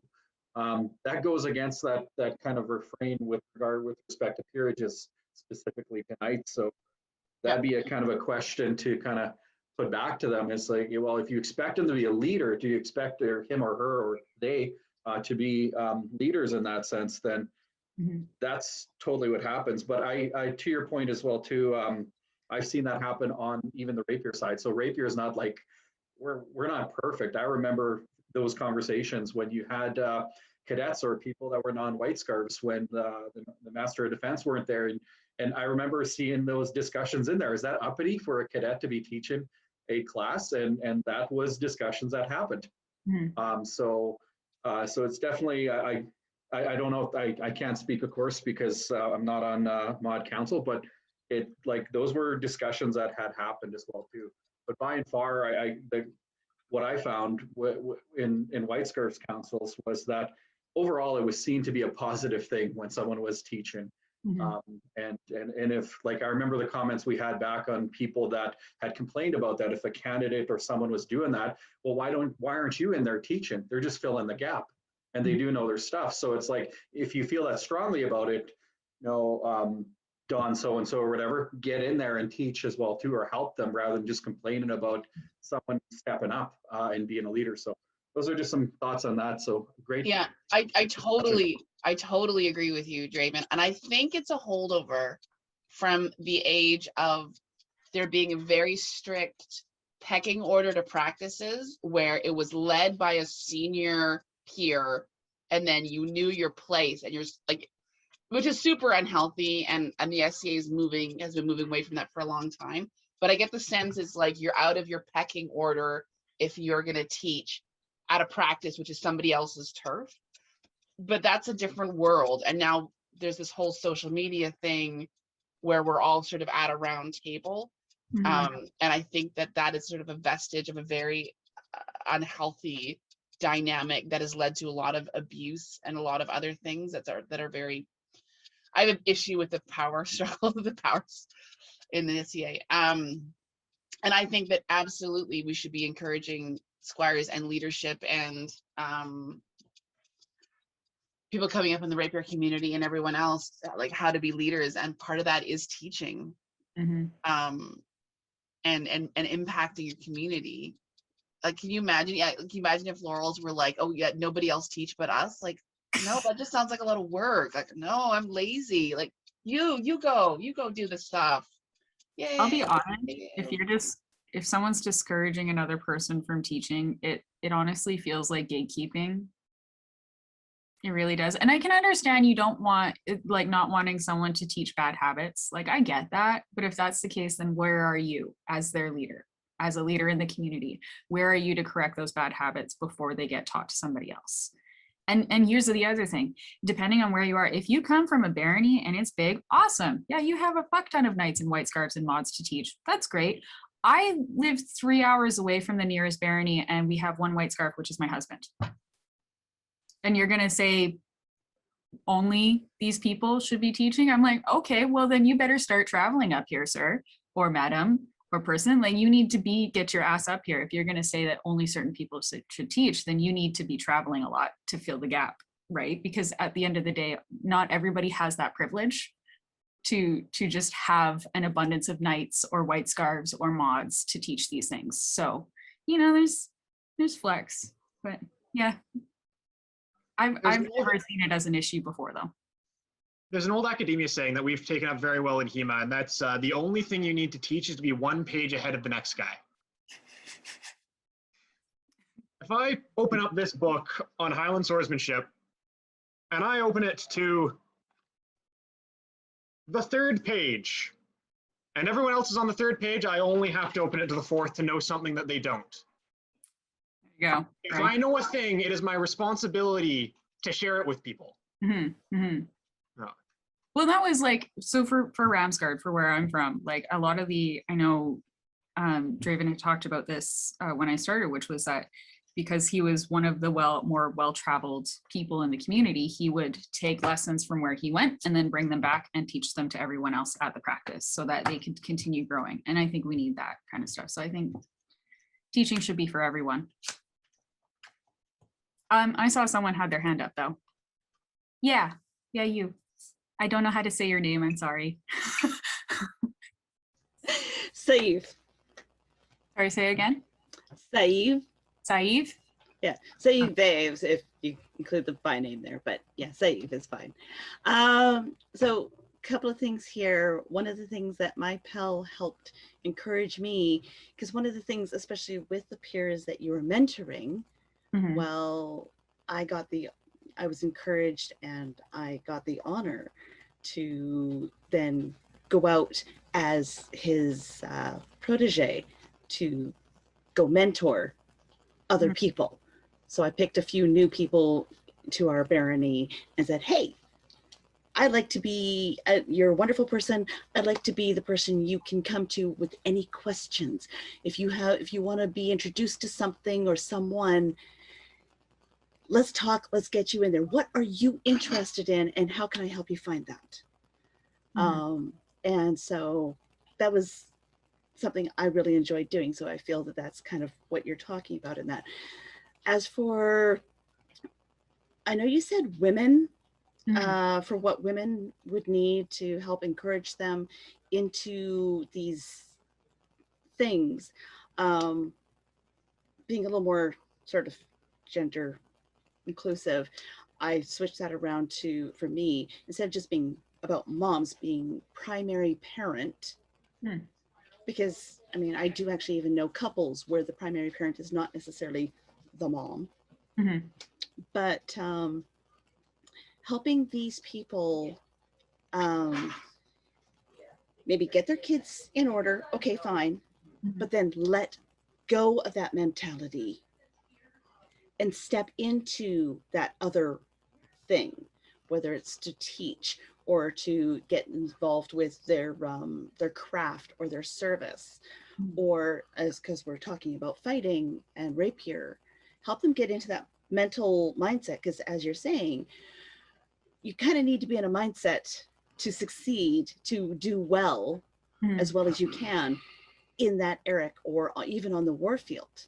And if the person hasn't quite switched from caregiver to fighter, and I hear it a lot from, say, well, because of the gender norms, the women, as they're supporting their husband or their spouse into their out onto the Eric, flipping that around and just saying the primary parent still needs that space to become the fighter they can be. And maybe even going into, say, the arts and sciences competitions or displays, going into doing a big service like event coordination or any aspect of that, giving these people some space to just be in that mindset instead of half their brain being on their responsibilities as parent. Totally. So I've seen that a lot, and I know Draven and I have worked long and hard on getting ourselves situated in such a way so that when we go up to a tournament, making that transition from thinking about organizing, getting things structured, getting things ready to tournament mindset is simpler. And part of that includes things like making sure we have the right snacks there, making sure we have this taken care of and everything like that, like having everything prepped and lined up, because it's totally a process to switch from caregiver mode, husband mode, wife mode to tournament mode or like business mode. Like there's a transition in that. And I think that's especially true with parents, especially if your kids are at the event, right? Draven and I, we tend to leave our kids at home for events and stuff, which makes things a little bit easier. But our son's also like in grade 8. So there's also the age difference there. So he's, and his big brother's at home, so we don't have to worry about him as much, right? But yeah, in primary caregiver, I try to use more gender neutral pronouns, but I slip up, but yes. I try to say gender minority fighters because it's more fully encompassing of everybody than just, well, it's also women. We do have, whether you're in or out of the SCA, there's a vast majority of primary parents who are the moms. Yeah. And that is a thing that we need to address, especially if we're addressing women fighters or women in leadership roles. And yes, that does then also step into the gender minorities. Yeah, totally. And like, I know even in my relationship with Draven, when we first started coming back to the SCA, there was a lot of things that we had to sort through in terms of making sure that one or the other could be in the right headspace for whatever we were doing with that event, whether it was running a tournament, participating in a tournament, or whatever it was we were doing. It's understanding what our roles are with each other, I suppose, because generally speaking, it's the woman's duty, or it falls on the woman in the relationship, to prep the food for the event, pack the lunches, make sure food's ready for lunch and dinner at the event, take care of the children, or do like the little things, the little things that you don't really want to think about, but you have to think about, right? And so because my husband and I are both fighters, and I was doing a lot of that stuff just because I just do, we were like, well, let's pack food that's easy. Let's pack snacks and pre-done dinners so that I just have to eat cold food, which is totally fine, but it's nutritious and it fills the thing. And he's not worrying about food. I'm not worrying about food. And we can just be like, cool, I'm done. I'm going to go pick that. Or if we could afford it, buy into kitchens. Like, wow, what a thought. If you can afford it, buy into a kitchen, because then somebody else takes care of your food for you, and you can take the time that you need to focus on whatever you got to focus on. It takes one less thing off your plate, right? Yeah, because a lot of these duties tend to fall to one or the other partner, usually the woman. So keep that in mind. But yeah. I see hands up. Holla. Edwina, do you have I believe Draven was first. Okay. I just to follow up on what you were talking about, Savia. That's by no means is it like I fight heavy and rapier. So when I go to events, it's when you get up all the way till pretty much night, and so I'm pretty drained, and I'm not like the most athletic dude or person out there as well too. So it's harder on my body for sure. I think what we've worked out is a system that's independent, that's caring, and also there's times I'll tell Savia, it's like I'm doing garden or I'm doing something or whatever. I don't really need you, so. But it's just communication really, and there's trial and error and everything like that. And a lot of our discussions that happen with respect to fighting and cool things that happen during an event, that's for the drive home. Like we save it for them. Like we don't be like, hey, I got to tell you about this or I got to tell you about that. It's like, no, we got 8 hours driving back to Canada to talk about all of that. And such. So we've learned to communicate well in that sense, but also it's just it's really fine tuning it, and it's a work in process. When we first started, it was really a big struggle for sure in terms of, because I'm also a caretaker type of person too. So I like taking care of people that are really close to me and such. And so I don't have a household anymore really. So it was really all my attention towards Savia. So she got a lot of that, and vice versa as well too. So I think that's it's worked, but there's a lot around preparation and independence as well too, that the tools are there. You just go grab food or water or whatever it is. But if you can, if you have time, like if I'm stuck at court and I'm guarding, I can't run off. That's where I'll rely on her and say, I'll need you to check in, or grab some water for me or something like that, or some snacks, or leave them in this area and such. So that's often helped for sure in our busy events are pretty busy for sure. So thank you. Yeah, we have to have pre-conversations about what we're doing for the weekend, because he fights two, like armor combat and rapier, and then I fight rapier. And then if we're a part of a guard, then there's also that. So we kind of have to like debrief before we go to the event about what's going to happen and when we need the most support and when we don't need the most support, like figuring that out. And that's hard. Well, Edwina? So my question was, it took me this whole time to sort of figure it out, and then my brain stopped. My question came up back when you were doing your slides, and it just came back to my brain and then left. Sorry, concussion. Oh, it was about changing. So when I first started practicing, even though there was change rooms for men and women, all the guys would line up along the wall and change. Cat. Cat everywhere. And they would all line up and change. Basically, you would have all these guys in just their cups lined up, and it wasn't very safe or friendly for most people. I do notice that happens a lot at wars and things like that. Is there something you would suggest? I honestly don't know. That wasn't something I thought about. And we've been to the same, well, I guess I have thought about it. We go to the same practices, but I mean, we see these guys all the time. it can be like- very uncomfortable, right? If you, especially when you already have change rooms. I can understand on a warfield if you don't have a change room or your encampment is way the hell over there, like, okay, whatever, go off to the side, whatever. And so, but if you have a change room, use it. But yeah, I don't know. I'm not sure on that one, honestly. But I can see how that would, it makes people uncomfortable, or it can, Just being aware of that situation, I guess. Yeah. Thank you. But I think also that's like a change too. I think that's a handover from having almost exclusively men at a practice. And then only one woman and she can just deal with it.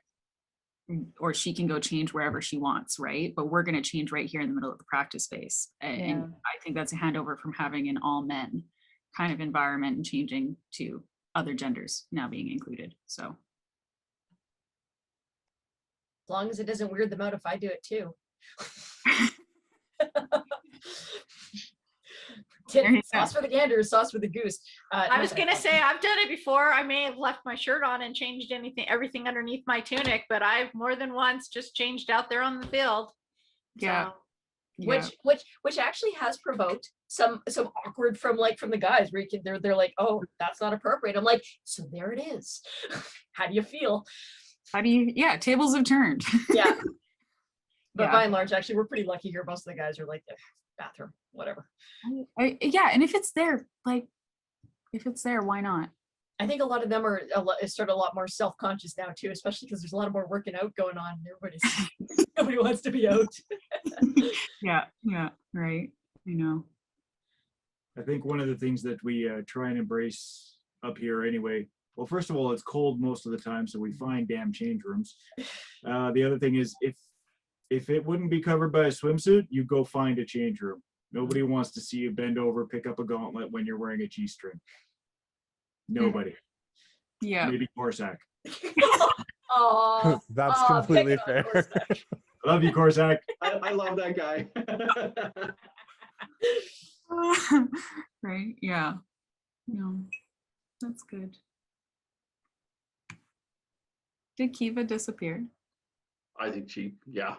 On that as well, like just I guess what I'm kind of hearing around that as well is just making it a more inclusive space. If I'm kind of reading your comments, Edwina, on that, it's just more inclusivity, which is what ultimately the goal is to be as inclusive to people of very genders, different genders, and beliefs and such there. So I mean, I think that's the kind of point of that as well too. Well, and in a mental health sense, now that we're more and more accepting of mental health, it can be an actual trigger for somebody, right? And it could lead to people silently leaving that fighting community and our community, right?